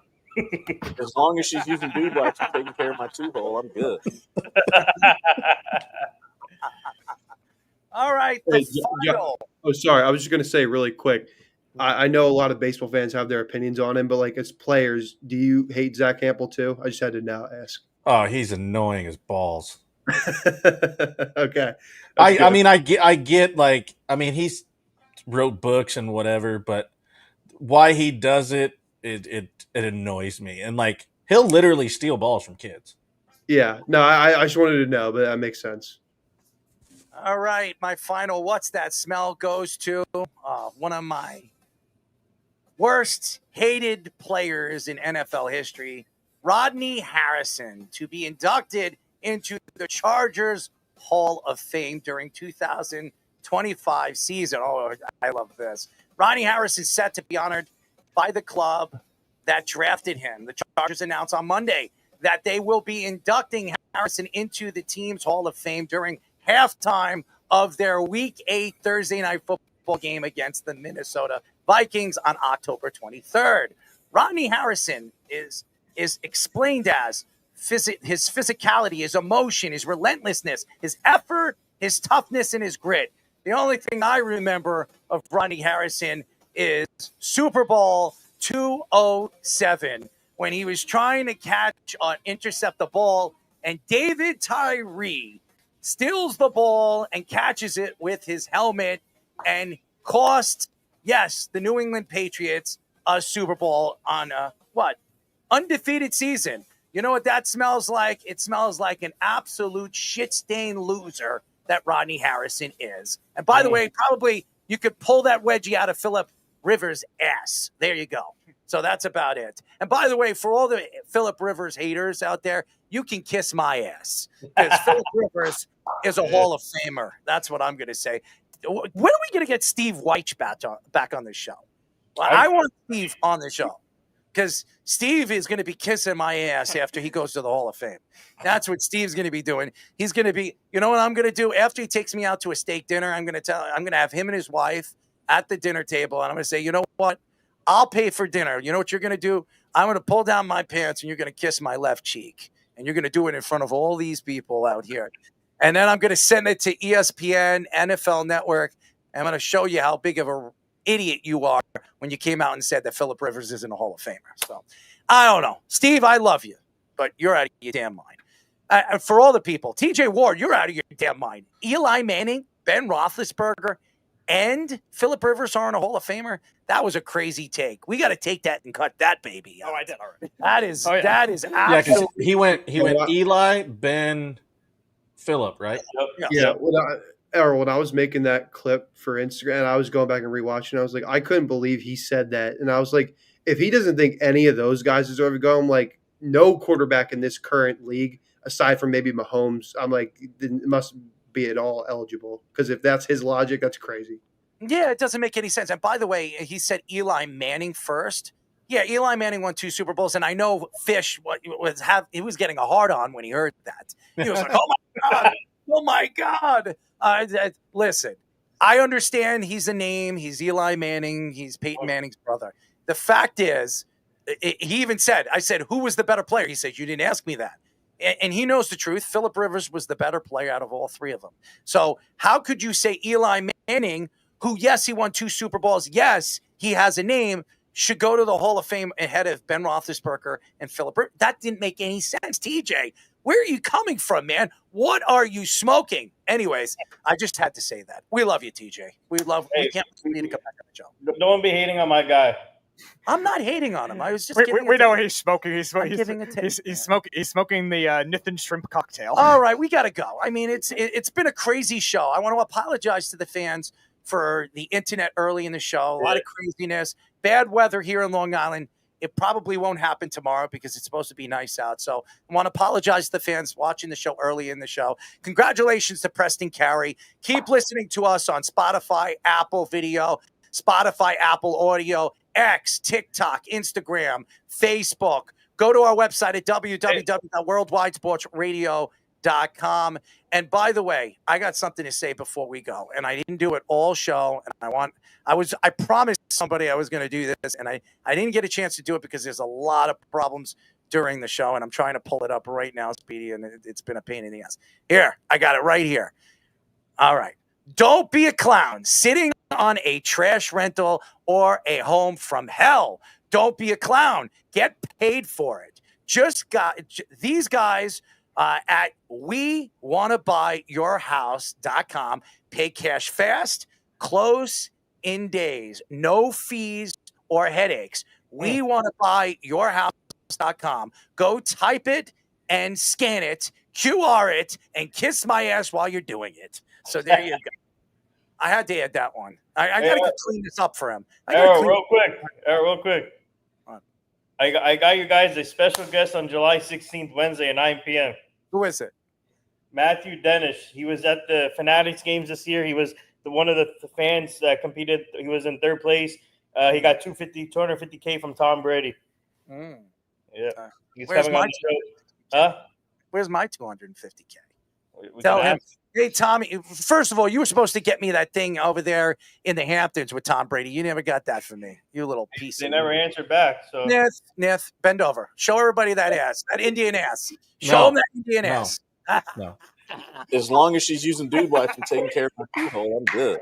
This makes my pecker hard. Anyways, that's it for our show, ladies and gentlemen. We'll be back tomorrow. We'll have Fish back. We'll have Zach here. We'll have the whole show. And maybe we'll add King of the Hill because we never get a chance. We got to do that whole UFC mixed martial arts thing. That wouldn't be fair because it would probably just be me and Jake. That wouldn't have been fair. What is Fish thinking? I don't get it. Hey, you're not going to give me any credit on UFC? I didn't say that. But I listened to Jake and I listened to his take. It's going to be hard to attack this guy when it comes to his takes, when it comes to mixed martial arts. You probably have the 3rd most knowledge on the show about mixed martial arts. So I'm the only one that's ever had a deal with the UFC. So that's there. True. There you show. There you show. All right. You want to show your ass? Show everybody your ass. I mean, I got birthmark on my right cheek. Oh, there you go. Me too. Is that what your future wife is looking at right now after the show? Sitting down, you stupid ass. Well, how do we know you're sitting? Maybe you're sitting on her. I don't know. No, that wouldn't go well. Oh God, I'm losing my mind tonight. I'm losing my voice. I'm losing everything. Anyways, that's it for our show. We'll be back tomorrow. Good night. It's the Worldwide Sports Radio Network.